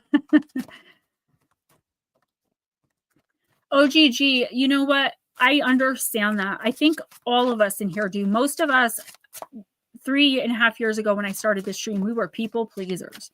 We were all tripping over one another to please one another with like the things we were saying. Now we come in here, we express honest thoughts, not brutally honest. Honesty doesn't have to be brutal. And we're just honest with one another and we still remain friends. We all come from different backgrounds, different places, have different views, different experiences. But we've all helped each other become stronger with saying no. And Miss Pixie, yes. Miss Pixie is like, I love that I have her like as a part of my team here because I don't have a lot of free time to personally help people in my private life. I wish I did. And I'm hoping one day for the brand and business of Gemma Jade to grow enough where I can start doing like video sessions with people and doing things like that. But right now, being a stay-at-home mom, I really don't have the extra time. But I always send people to Pixie because she's willing and she's very knowledgeable and she's a natural witch and a natural empath. Like, we're all empaths. Yeah, Batmom, absolutely true. My ears have been ringing for years. You know, maybe I'll do a short on the 12 top. Okay, there it is, Diane. The top 12 reasons why, the top 12 spiritual reasons why our ears ring. I don't know them off the top of my head, but I did take notes. Maybe I'll do that soon because a lot of people in here suffer from tinnitus. I know NEDR does. I know Jules at least has. I know I do. I know Ghost does. And Edna, now Blue Crossroads. It's a spiritual thing, guys. Unless it's actually something physical, like it can be. This isn't a replacement for going to see a doctor or a mental health professional. No, Miss Pixie, of course, I endorse you 1,000,000%. I have total faith in you. Okay. Miss Diane, who's waited so patiently, thank you. You got one of my favorite cards, actually. You got the Baba Yaga. It is the card of loss, but not in a bad way. Jules, you've been struggling with that for years. Diane, lost within a forest dark, borrowing others' light and spark. No need to steal to be seen. Find your way and shine supreme. By the power of the dark goddess in me, protection in place, blessed be. Every time you steal somebody's thunder, you are taking away their moment that they have earned. Trying to win praise for oneself by preempting someone else's attempt to impress is a completely fake way to receive adulation. Baba Yaga knows what it is to be without love and understands that you sometimes need to steal the limelight in order to be noticed. Sounds like me. However, Baba Yaga does not look kindly on those who have more than they need in life, and she will take from those who don't appreciate what they have. Do you really want Baba Yaga to teach you her hard lesson in understanding loss? Then start to appreciate what really matters in life. Give praise where it's due and learn to cherish who you are. The Baba Yaga offers to lead you out of the dark forest that ensnared you for a while. Don't get upset. This is not your energy. Thank you, OGG. Spend time connecting with the forest. You have lost sight of who you are. Something that has been lost to you will return. Don't lose faith. Stop trying to seek attention. You are using all of your true potential. Something is being hidden from you, so open your eyes. So amazing. Thank you so much. Okay. Oh my gosh, Batmom, mine too. My mom refuses to work with her gifts and then gets scared when things, get in. Things are going to get in. You can't block everything. That's what happened tonight with Aunt Edna's friend. Okay. So Diane, there's a lot here. First of all, I feel like you could be feeling more down energetically than normal, right? So where normally you just feel fine, at least fine and okay, and you can find ways to keep yourself busy and make yourself happy, like you're pretty content in your life. Oh, my dad does, Batmom. In the next month, I feel like in the next few weeks to a month, it's like something has you feeling down. The loss of a connection with someone, maybe like a friendship has ended, a kinship has, like, there's something here that once really fulfilled you and built you up. And now suddenly you feel like it's being slowly slipped away. The universe is saying that unless you want this relationship to end or you think that it should, or you should, maybe it's like leaving a job. There's something here that's like coming to an end, you feel. Put more effort into like appreciating it. Now, if it's something you feel should end, it's toxic, you're over and done with it, like good riddance to bad rubbish, but you are a little sad about it. This is talking about like moving forward. Make sure that you understand that you are allowed to choose who you let into your life. Okay. This is coming completely off card and channel now. You do not have to accept someone into your home, into your energy, into your life if you don't feel comfortable around them. Okay. Even family, down because weather. Girl, the first day of like each season change, I get so freaked out and like, that's like, I call that the relapse time. I've never relapsed since I've been doing this, but I just like, sometimes I feel when I feel the weather changing, I totally get it. But this is the universe saying, look around, right? Look at all the things you have to be happy for and grateful for. And the reason I feel like the universe, your team is calling your attention to this is because there's something or someone in your life from your past that you feel you've lost, and you're going to be, whether you are now or not, and whether you know you are or not, you're going to be reminiscing on this and like wondering, how did it end? Why did what happened there. The fact of the matter is, if it's someone, they're coming back in the next 2 months, whether it be through social media and email. I do see a person-to-person exchange, but I could be off on that. That could be like eventual. If it's something like a thing, a physical thing you lost that was important to you, like a family heirloom or something, I also see that where it's like the universe is like, as soon as you stop putting so much value in whatever that is and look around and count your blessings, you're going to find it. All right. So this reading is basically telling you, you don't have to accept any nonsense anymore. You have to be the one to step into your power, though, and let people get to know who you truly are. Not the people pleaser, not the person who gives too much, right? We were taught that if you don't give someone the shirt off your back or your very last, you are selfish. So always put others first. Hey, nut slap! Put others first or you're a bad person. That is not true. You need to put yourself first, particularly in the next month. There are things going on in your head, things you're thinking about, reminiscing on, that are bringing your energy and your spirit down, but they're not going to be permanent, right? You're going to be fine. You're going to build yourself back up. The universe is saying, don't place so much value on material things or on people that are toxic, who are trying to make you feel bad because you don't want to be around their toxic butts. It's a load of poop and you don't have to deal with it. This is your team encouraging you to find like-minded people who are going to build you up instead of breaking you down. You deserve better. There's someone toxic around you. I feel like the person coming back in is going to really help you move past this toxic situation, relationship person. He's like my peeps. When my mom called me about Mark Halstead the other day, she's like, who is Nutslap and why does he have a name like that? I'm like, his mom sent us Christmas cookies. She's like, they were good cookies, but I feel uncomfortable saying his name. I was like, yeah, me too. I'm a bad mama jamma, even in pajamas. Did you guys see that short? I was wearing a wife beater and I was like, ain't no competition because I'm bigger, better, badder. I'm a bad mama jamma, even in pajamas. All right, who's next? We got to start moving. It's 10 o'clock already. Deirdre. And then Jer Bear. Okay, I want to make sure because I know they both came in kind of at the same time. All right, Miss Deirdre, I am using the Lantern Oracle. Thank you, Miss Diane. Yeah, you do watch everything I do and you comment on everything. And I love that.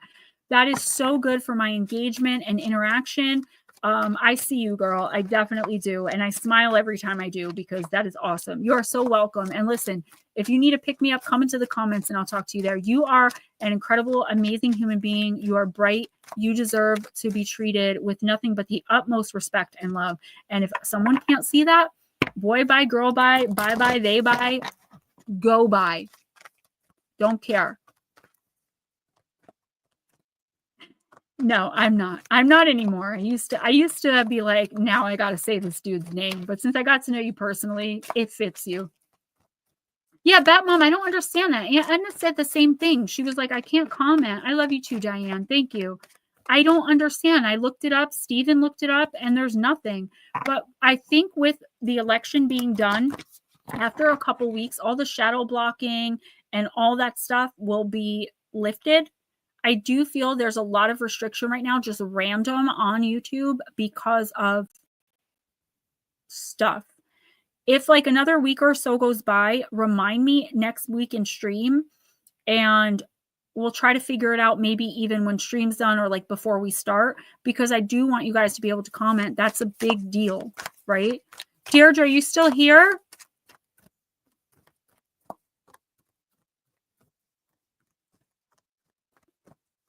Yeah, YouTube is crazy. I know I got to get on other platforms. It's just so hard because I hardly have any time.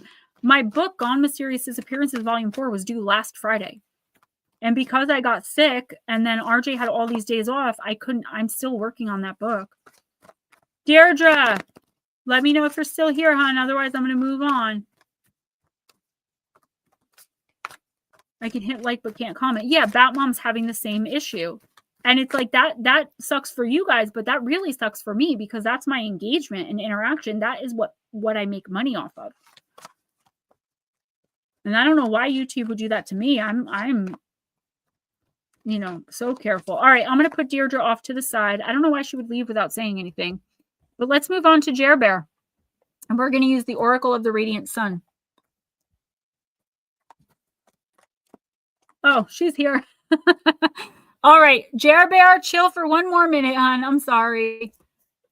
I was like, why would Deirdre leave without saying goodbye? Okay. I saw something today a few hours ago. You did. You did. Okay, so we have another owl message. Deirdre, you have false beliefs, card number 13. Once the untruths that we believe about ourselves are illuminated, so are the ways we can release the false limitations they confine us to. This is it's beautiful, another beautiful card. Check this out, another horned owl. Our unhelpful core beliefs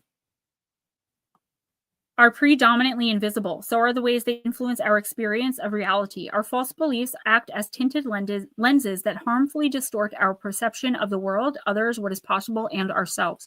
For example, you might believe the falsehood that you're not good enough, that you're unlovable, or that you're bad. Such inaccurate convictions will inform how you make sense of your experience, as well as influence the impossibly high or dangerously low standards you have for yourself, others, and relationship dynamics.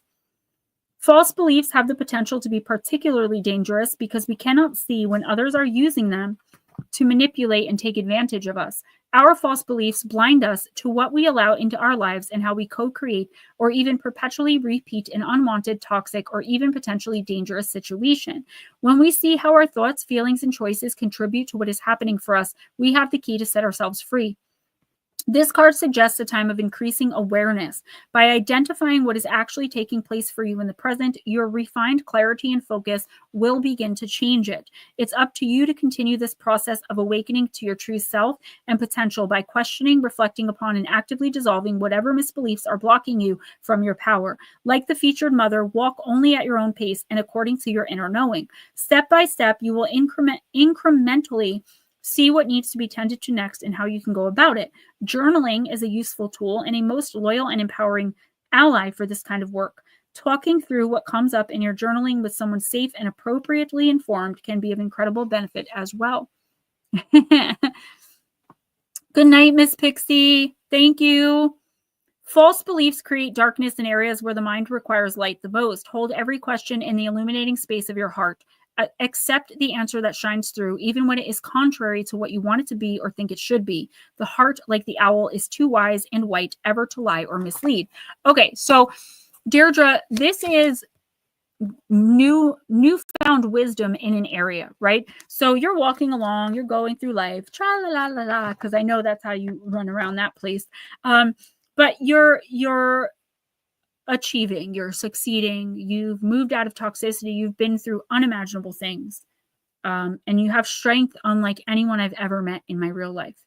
I tell you all the time, I admire you, I love you dearly, and I hope that we will always be friends. With that being said, there is an area, what's up, Jim, in your life, I feel like, and I do feel like it could have to do with work, I'm not 100% sure, but I'm fairly certain, where you've kind of blocked yourself to the, I want to say, abuse, or to the, like, you've made yourself blind to the manipulation that's going on. You've made yourself blind, I think, to you're so busy and they have you doing so many things and you're so overwhelmed sometimes and frustrated that you're forgetting the core reason for why you do what you do. And that's to save people's lives and to tell people, hey, I've been there too. I got through it. So can you. And that may not work for everybody. I remember being in the program that you're now running, and 3 people overdosed while we were in the group. We lost 3 group members. Bam, bam, bam. So I feel like this is the universe telling you, like, the wisdom that you're gaining is beyond how strong you are and what you're able to put up with, but what you're able to take and transmute into something better and push out there into the world, regardless of how it's received. Because it's not up to you how people receive your message. It's up to you the message you're giving them to receive, right? And I feel like you could be putting too much focus. In the next month or so, I feel like there could be a little bit of chaos with someone in the group or something with work where you're feeling not good enough. You're feeling like a failure. You could end up losing someone there. And this card is reminding you of like how far you've come, and not to allow the actions, decisions, words from someone else take you out of the mind frame of healing that you're in and that you're helping others to come to, right?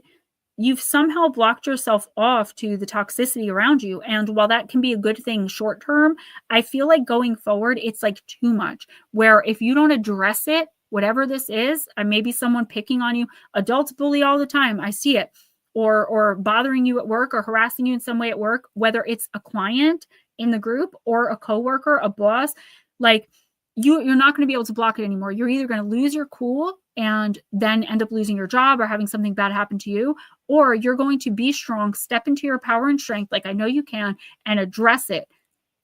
Cut it off at the source, like make sure. And if you have to go to HR, if you have to go higher up, not being afraid to do that for fear that people aren't going to like you or they're going to call you a Karen, or doing it because you know it's the right thing to do, regardless of how anyone else feels. And I hope that that made sense.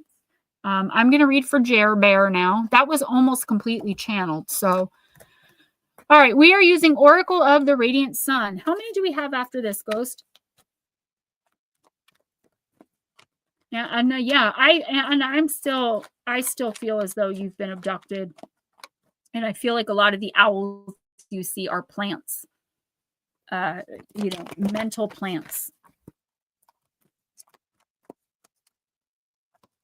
How many people do we have left?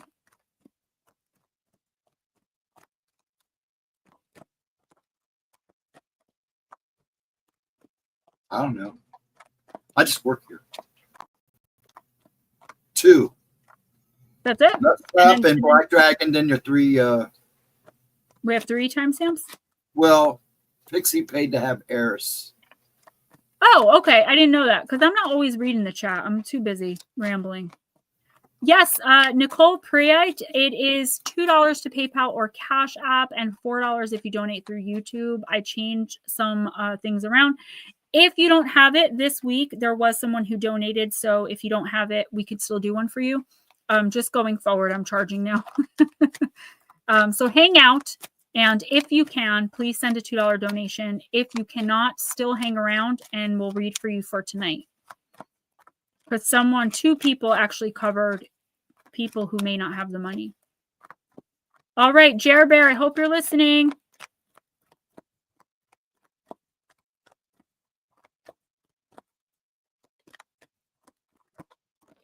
All right. Yeah, we're a good group. They're an amazing group. Okay, Jer Bear, you got, I believe that's Saturn, but I want to look before I say that.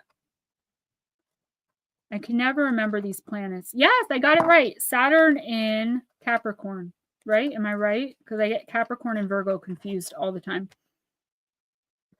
Yep. Saturn in Capricorn.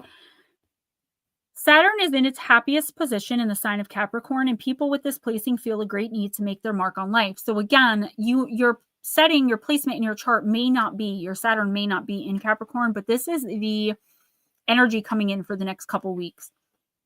For that reason, they direct extreme self-discipline and tenacity towards personal achievement. They have more patience than most people, and this is just as well, as by far their greatest successes occur as they get older. Saturn Capricorn people are good organizers and take their responsibilities very seriously. They can accept other people's authority, knowing that this is just a step on the path to becoming an authority themselves. It is always advisable for Saturn Capricornians to be aware of going over the top and forgetting their sense of fun. They may need to heed the old saying about all work and no play. Life begins at 40 for people with Saturn in Capricorn. And most people with this aspect grow easier and more relaxed as they prosper and flourish with each progressive success. The negative of all this is not nice, and in extreme cases, the Saturn Capricornian becomes the power-hungry miser, treading on other people's backs to get to the top. If excessive value is put on financial gain, one runs the risk of losing all sense of reality, putting every effort into making more and more money and refusing to spend on anything. When the richest card appears in a reading, it usually points towards the successful conclusion of a financial arrangement or deal. The stock market, dealings with government organizations, involvement in politics, receiving an honor of some kind. So, Jer Bear, I just feel like you're stepping into a place of comfort in your life. You're stepping into a place of comfort in your life where you're finally like growing and changing. It doesn't matter what age you are right now. There's a stepping there. You've been on these like stepping stones of growth, right? Jim, I know. Jules, I see you, girl. Where you've been learning and growing and changing so quickly, but it's like almost like you're looking at it like, I've been grown. Yeah, but now there's this sense of like finality to it. Like you finally know who you are.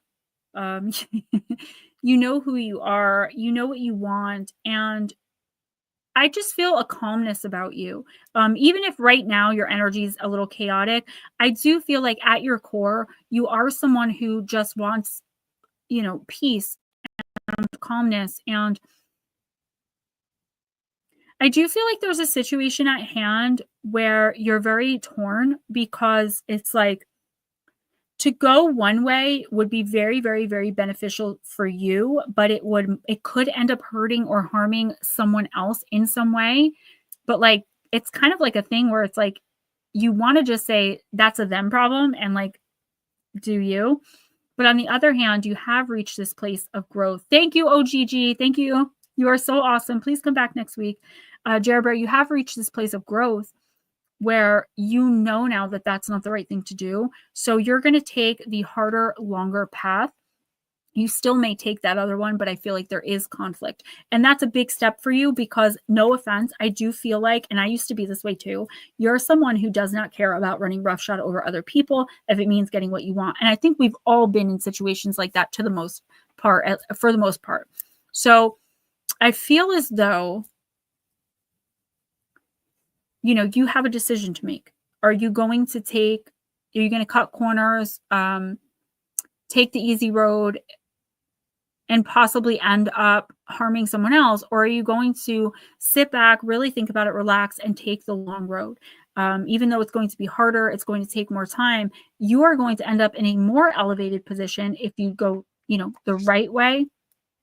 You're at a crossroads. And I feel like the decision you make next is going to determine what type of people you bring into your life and how your life proceeds on. It's going to be toxic and chaos if you decide to step over someone else to get what you want, or it's going to be peace, serenity, and people who really understand you and love you because they see what a good human being you are and that you're working in that energy. We can have the brightest light inside of us and be the best, have the potential to be the best human beings in the world.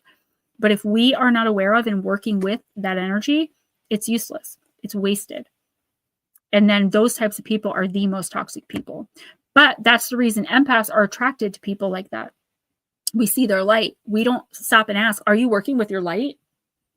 Even though from here on out, I will be asking people that. Faux show.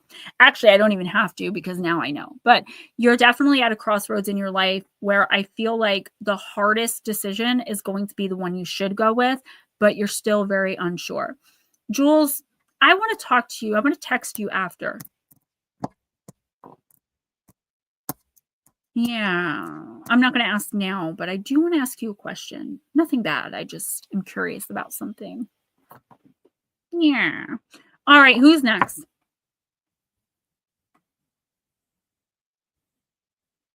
Nut slap. You know, Que Sera Sera. There was an old song from like the 80s, Lost in Emotion. I got you. And instead of saying Sera Sera, she's like Casera, Casera. And it's in the song, and it was a super popular song. Nutslap, I'm using a smaller deck called Rainbow Brain Skull that I've been using in the personals for clarification. It's a great deck. I always forget it has a book, though, because these messages just hit me. I'm glad you came in. I was going to text you, but I was like, I don't want to bother him at work. I'm sure glad NEDR left without saying goodbye. I'm very proud of him. He made a big decision. It took a huge step recently. Yes, hi. I'd like for everything to stay the same. Pretty self-explanatory, right? Card number 55.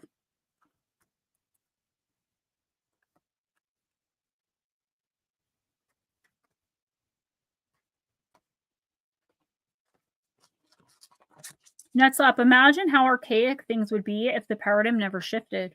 Sometimes stuff needs to be moved around. It may appear worse at first, but when the dust settles, you will be grateful for this new configuration. So definitely a major change coming in the next month or so, right? I feel like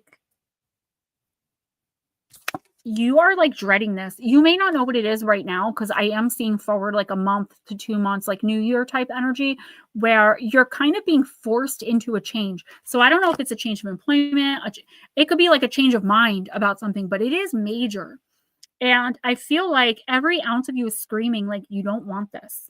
You don't want this to change.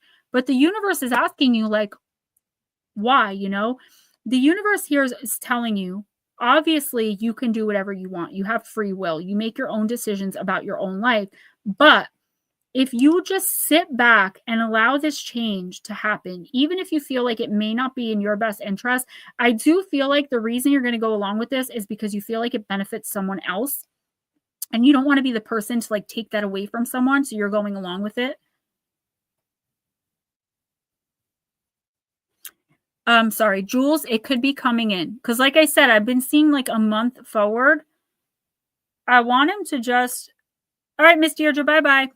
I want him to just be aware of making the right decision, even when it feels like, he shouldn't like have to. Do you know what I mean? Like he's to make a decision of what's best for someone else and putting himself in the background. And it will come up. If it doesn't resonate, it will come up. I don't see where it is in life, but it's definitely coming up. And again, it's going to be the difference between, trust me, it'll resonate.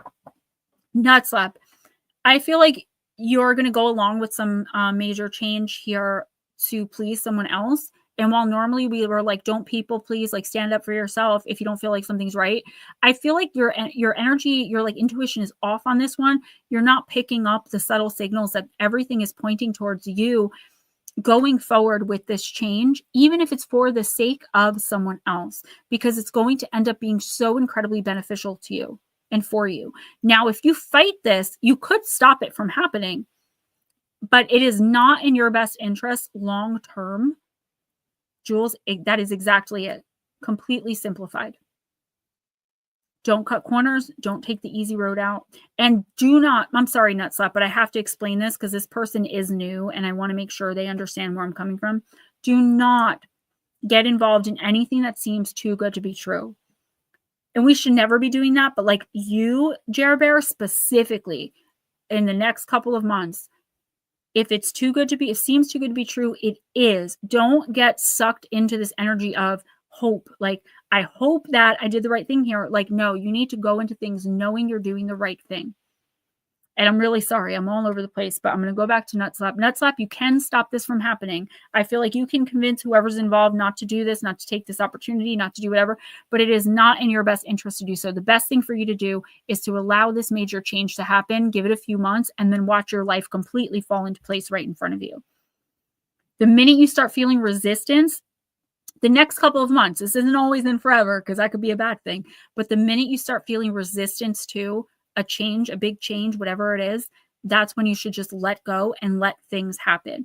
Don't have any hand in it. If it's someone close to you that moving that you don't want them to move, don't help them move. Like, have no hand in it, because you could inadvertently end up stopping whatever this is, because it doesn't like specifically involve you. You're kind of on the periphery. For example, let's say you have a roommate that you're very close with. And she decides that she needs to move to take a job opportunity. She wants you to come with her, right? And you're like, I can't just leave everything behind. You know, maybe you guys are romantically like, I don't want you to leave, whatever the case is. And she's like, all right, I won't leave. In that case, you now talked her out of doing something that was the best for both of you. Instead of being like, changing, causing your energy and your situation to be chaotic to like go along with someone else, that is going to benefit you the most in the long run. And I feel like Jer Bear's situation and Nutslap's are very closely combined. So you should each listen to one another's reading. They both came, one after the other, Jer Bear and Nutslap. So that's just a heads up for you guys. I don't think that was the best deck for me to use for a first time reading. So I do hope that resonates. I know it'll resonate, but I just hope, as it starts resonating, you start to understand, you could think back, because I do feel like it's like a New Year's type energy too, and be like, oh, Gemma told me about this. I'm not going to fall into this trap. And that's for both of you. Who's next? Nicole, if she's still here. Miss Nicole, are you still here? Miss Jules, you are so welcome, my sweetheart. And next time you have someone you want me to read for, because I know sometimes you do that, and I'm totally okay with it.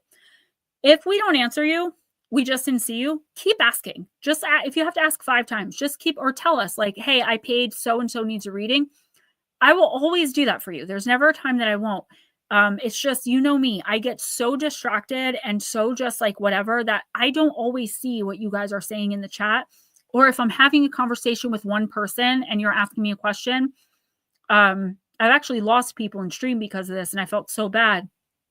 I'm only watching what they're saying to me because I'm also listening to what's going on in my head, and I'm trying to keep the bad out. I'm trying to keep the negative out. I'm trying to pull, like, there's a lot that's going on with energetic exchange behind the scenes, like telling everyone to line up, calling people by name in my head, getting rid of people and things that don't belong. And it's just so much. So no, be pushing rude. I'd rather you be like that instead of like feeling like we're not acknowledging you. Just, you're not ever going to be pushy. You're Jules. You're fine. Trust me. We know you.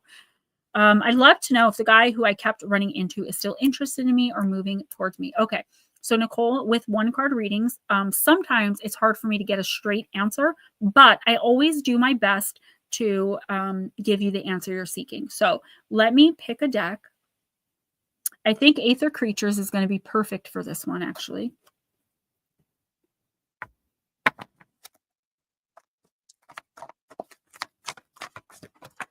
Okay, I'm not going to take this because it fell out way too quickly. I do offer personals. Most of you guys know that. Email me at gemmajadeparanormal@gmail.com. I also have 11 books out, or 11 books out, 6 of which are bestsellers. If you guys want autographed copies or information about that. And I will be back to the regularly scheduled 11 a.m. Eastern Time pre-recorded videos next Monday. Not this Monday because I only had 2 days of work this week. And I refuse to give my Sundays up anymore. All right, Miss Nicole, let's do this. Nicole, Bat Mom.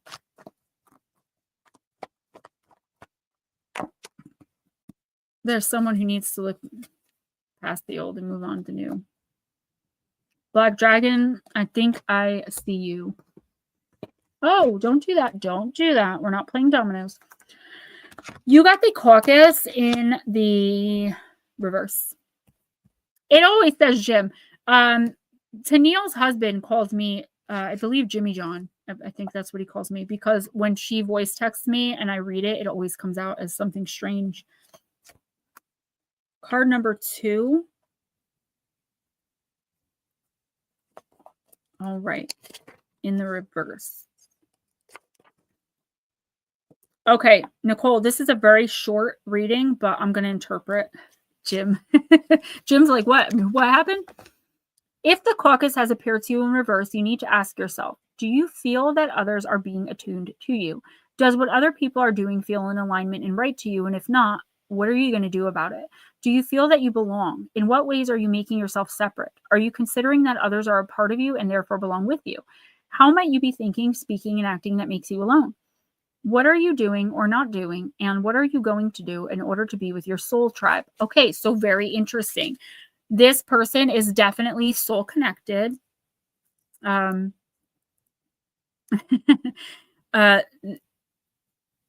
This person is definitely soul connected. But what the universe is saying is, like, why aren't you following your own intuition? Right? Do you feel like you're connected with this person, like you made a connection? And if so, why are you not pursuing it? For fear of rejection. Right? From what I'm getting, and it's just one card, but from what I'm getting, there's definitely a connection here, but something does need to be done about the connection very soon before this other person involved does turn the energy away and start moving towards someone else, I don't know if he's moving towards you, but he's definitely thinking about you, wondering like about you, you know, where your head's at, where your mind's at, and maybe wondering why you're not pursuing him. I mean, it is 2024. I personally won't pursue a man. I'm old fashioned, but I feel like this guy he's fearing the exact same thing you're fearing right now, rejection, which is why it hasn't aligned yet. One of you has to make the first move, and soon. And Nicole, I feel like it should be you.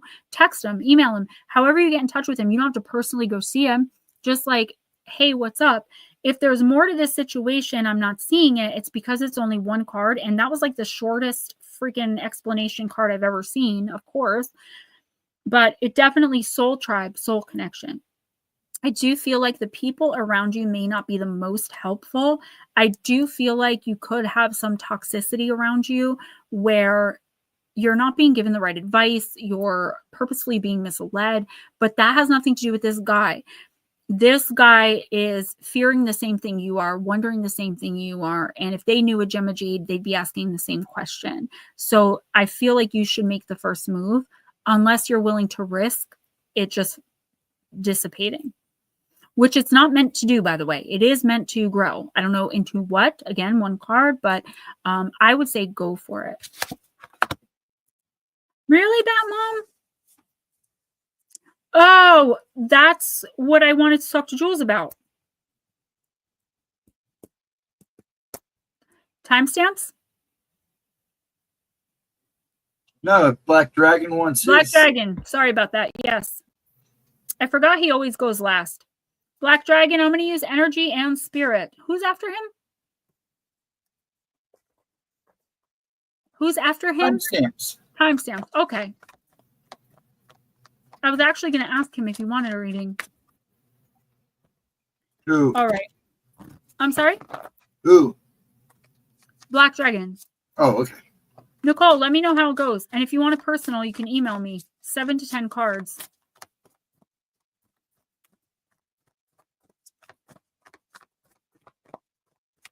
I do specific love readings where you can ask up to 3 questions. Okay, we're going to do this. We're going to play this game? Okay. That's fine, Black Dragon. Thanks.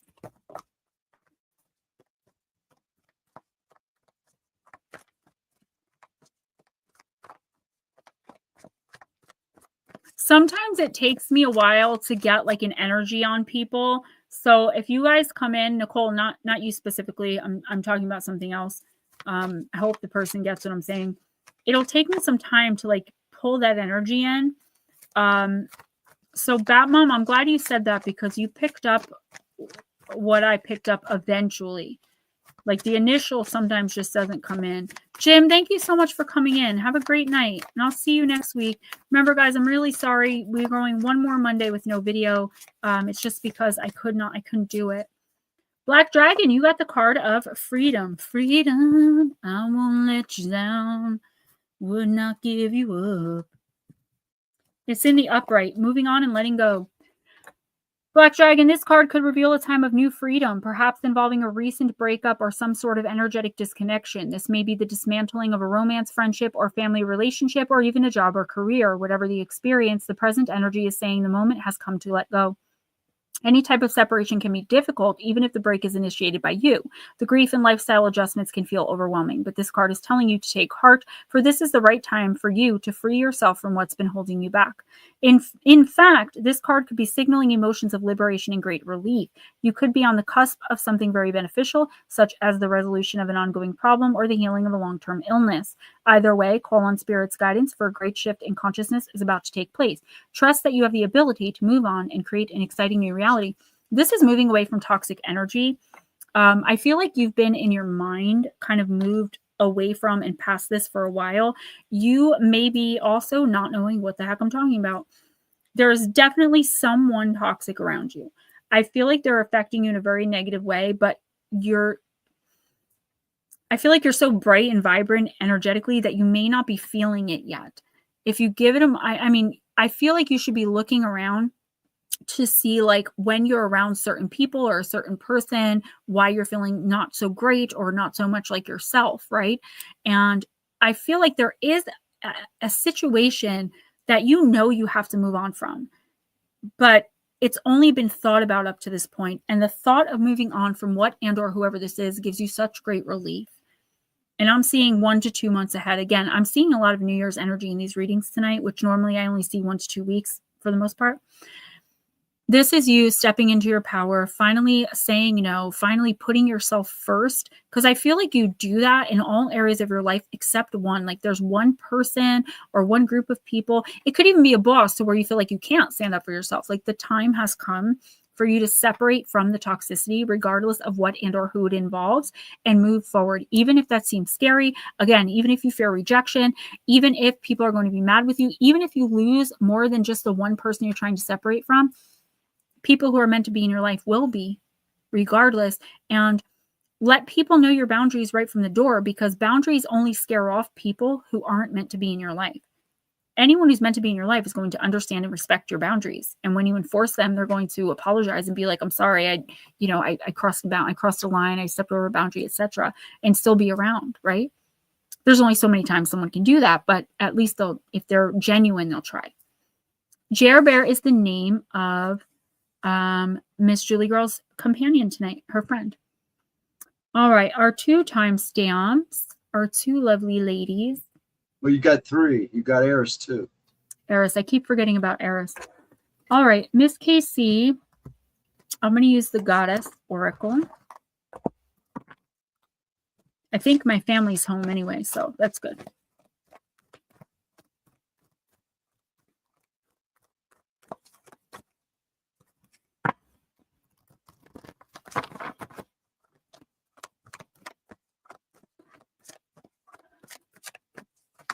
Did you see, Miss Jules, what Batmom had said? That I was like, oh, that's what I wanted to talk to Jules about?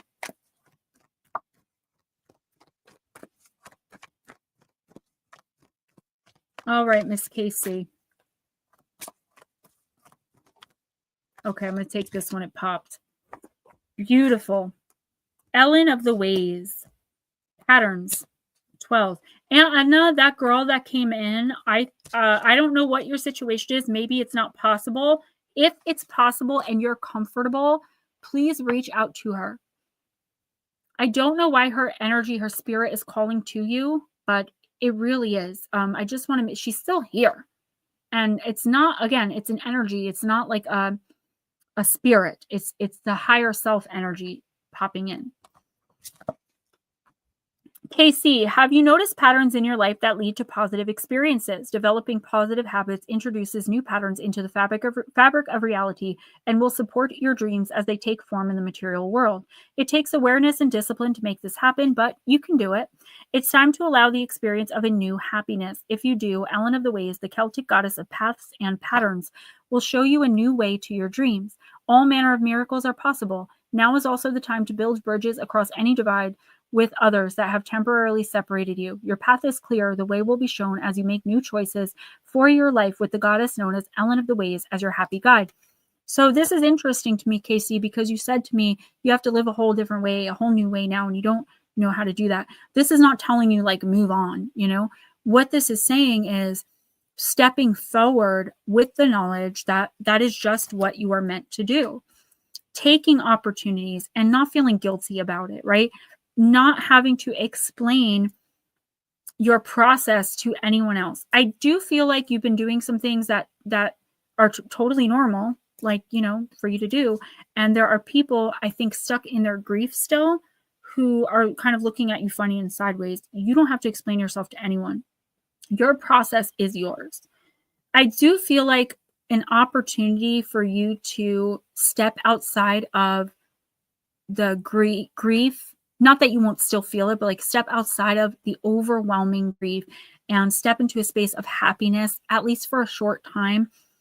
Don't feel guilty about doing this, right? Your husband definitely wants you to be happy all the time, doesn't want you grieving, right? And I can say that without him saying it to me, hearing his voice very clearly. but you've got to let go of guilt around that. And I don't feel like it's you so much with the guilt. I feel like somebody is putting that on you. So Casey, in the next couple of weeks, the next month or two, take any opportunity you can to make yourself happy and at peace, even if it's only a few moments at a time, taking a hot bath or a steamy shower or listening to an audiobook that you enjoy, doing things for you and not making everything about making sure everyone else is okay. I know there are people trying to make sure you're okay, but like, for example, if they're your kids, you can't fully express what you're feeling because you're protecting them, right? You're making sure they're okay. You have to step outside of that for a little bit, or you are going to drive yourself insane, and you are going to get into a place where it's going to be so much harder to pull yourself out of a darkness. And I don't want that to happen for you, because I love you and I cherish our friendship. You are my longest subscriber on my whole channel. You've been with me since like basically week 1. And I just want to see you thrive. And I know right now it's not possible for you to fully spread your wings, but you definitely need to steal these moments of peace for yourself before you get sucked down into a pit of darkness and despair that you can't pull yourself out of easily. You are a Pisces sun. It is very easy for us to turn to substances or sink down into an alternate reality of depression, grief, turmoil, and chaos that we can't claw our way out of and that nobody can help us get out of. It's not easy, but that's your message. All right. Oh, Miss Eris. Oh, good. Black Dragon, thank you for letting me know. Gemma, your reading was dead on. I do know who. I also do know what to do. Great. Great, great, great. Yeah, I would say never again, ladies. Yeah, mine too. All right. Miss Eris, let's see what's up. Can't take 2. Come on, I'm hungry. This was a great night. I thought we were having to end at like 8 o'clock. I was so bummed. And as usual, you guys pulled through. The Restless Dead. Card number 53, Unresolved Past.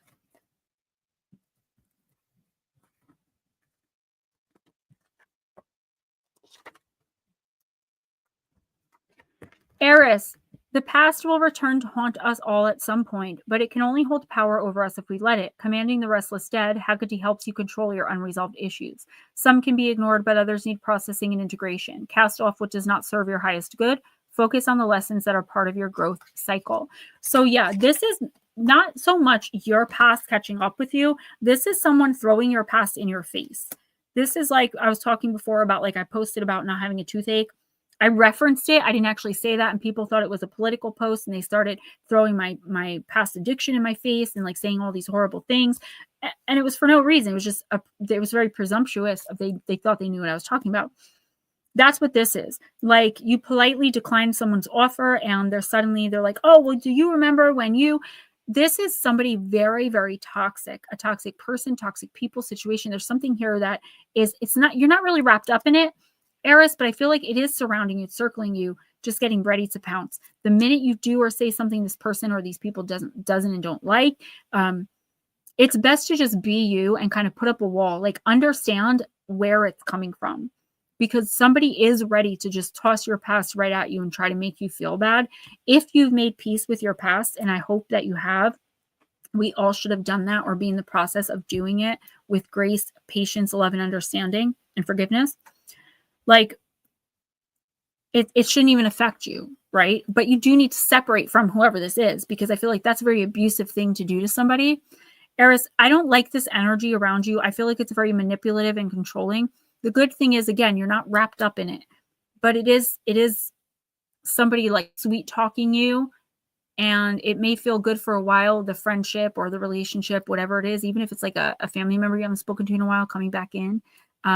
But it's like the moment you say the wrong thing according to them or do the wrong thing according to them, it's going to just turn toxic and abusive and chaotic. And I feel like, why bother, like, for the little bit of quote unquote good times to be treated in that way, the minute you just act as yourself and they don't like that, you're not being who they perceive you to be or want you to be, it's just ridiculous to me. Please, in the next week or two, for you, Eris, I'm saying week or two, don't hang out with people from your past. And honestly, don't do anything with new people either. I would keep to myself. I feel like this energy, this person or these people could just pass you right up. If that's the case, if you just keep to yourself and just say no to like hanging out and doing anything, because there is someone that sees you as like easily manipulated, and they're definitely going to try to use you as their supply. Miss Lotus Girl, I'm using Celebrity Spirit. This is the last one of the night, guys, and I am out of here. That slap. What you know about that? Blue Crossroads. You guys are so amazing. I'm going to say my goodbyes now. Thank you. Gone Mysterious Disappearances Volume 4. I'm hoping to finish this coming week.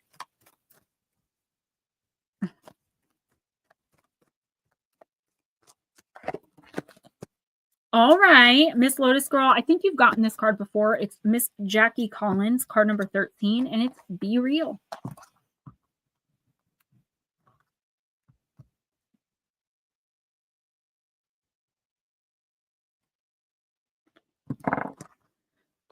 Sage, Sleuth, Expert, Scribe. Jacqueline Jill Collins was born on, her name's Jacqueline Jill. Sounds like Jack and Jill, sorry. Was born on the 4th of October, 1937 and died on September 19th, 2015 of stage 4 breast cancer. She was a Libra. She was renowned for her work as an English romance novelist and moved to Los Angeles in 1980, spending most of her life there. Jackie was a prolific and very successful English author who made millions in her career. She sold over 500 million copies internationally. 8 of her books were made into movies. She wrote the Hollywood series consisting of 4 novels, the Lucky Santangelo series, which contains 10 novels, and the Madison Castelli series of 3, including a 4-part serialized novel. She was married twice and had 3 children. The message, always remember that you are absolutely unique. Tennille, I almost said Lotus Tennille. When Jackie came through in the seance, I found her to be articulate, intelligent, and genuine. It was an absolute thrill to speak to her, as over the years I have been a big fan of her work. I felt she may have been a very private person when she was alive. She was also polite and seemed to find the whole seance interesting, so I could see she was very open to spiritual matters. Jackie had a genuine interest in most things going on in the world, and from just sensing her energy, I could see she knew how to read people easily and had the ability to get to know people better before jumping in. This is a good attribute to have instead of getting caught up in the wrong people's energy like I have done in the past, where people slowly drain you with all their damn problems. I had the impression Jackie was a real sleuth in her day and loved her work, and I'm sure a lot of her information came from stories she'd heard, people she'd known, and who had perhaps confided in her, or good, juicy gossip she had heard through the grapevine in society. The meaning, Tennille, if you have chosen this card today, it is time for you to have fun and play the skilled detective or sleuth. You have the ability to seek out knowledge and information that supports crimes by understanding people. Instead of taking a back seat, it's now time for you to dig deeper, look closely, watch for signposts or clues, investigate and examine what is happening to you at this time in your life. Once you trust in the process, you will have a far better understanding of people, situations, and perhaps even your work. This is not the right time to just sit back and surrender your problems. Look more closely at what your gut has been telling you all along to get to the bottom of the things and see those red flags. With your natural ability of observation and perception, you're able to see and understand how people in your life truly are. Perhaps it's time for study, writing, or doing a course in psychology. It's time for you to do you, but all you're doing is answering phones, and I know that it's crazy. I feel like you are having someone come into your life who you immediately trust, and that's okay. But what the universe, what spirit is telling you here, Tennille, is to make sure you don't do that every time just to be the good guy. Like this one person, and I do think it's your new driver, it's like this person's going to prove to be trustworthy, right? They're going to prove to be the person that you can just jump right in and be friendly with. But I feel like that feels really good, right? When you're making friends with someone and you're learning to trust them and you're feeling like, all right, cool, I have someone that understands me, a friend. But then all of a sudden you end up getting hurt because you were so caught up in being nice and getting this person to like you that you weren't paying attention to the red flags. So I wouldn't say it's the driver, but there is someone else either coming in or that's recently entered your energy, your life, possibly your business, your home. I don't know who it is. Could be someone, I'm seeing them being introduced to you by someone else. I'm not saying don't trust them. I'm just saying give them a chance to prove that they are trustworthy. I know that people are always like, oh, I'll trust you until you give me a reason not to. You have to earn my trust, because trusting people until they give me a reason not to has gotten me a reason not to every time. So, Tennille, just be careful who you trust, who you let in, by trying to be like the nice person, right? The nice girl, where you are like, I hope this person likes me. That's a human thing. There's no judgment there, but just watch who you're like that with, who you allow in, because you could end up being screwed and hurt. And don't feel bad about, telling someone you're not right for this job, or, no, I don't want to come to your house to hang out, or like, just don't want to be friends with this person. It's okay to say that in a nice way, or to just ghost. I have no issue with ghosting. We don't owe anyone closure or anything else. Once they mess up, even just once, we have the right to just walk away and never look back. Most of us don't do that. We believe in giving chances. We believe people are inherently good. It's just not the case in your situation right now. Guys, I am gone. I'm losing my voice. I've got to go pee again. My wig is itching. It's hot and I'm starving. So thank you all who donated tonight. Thank you for being so patient and understanding. Ghostdragonzw, I will message you at bedtime. Love you guys, and bye-bye.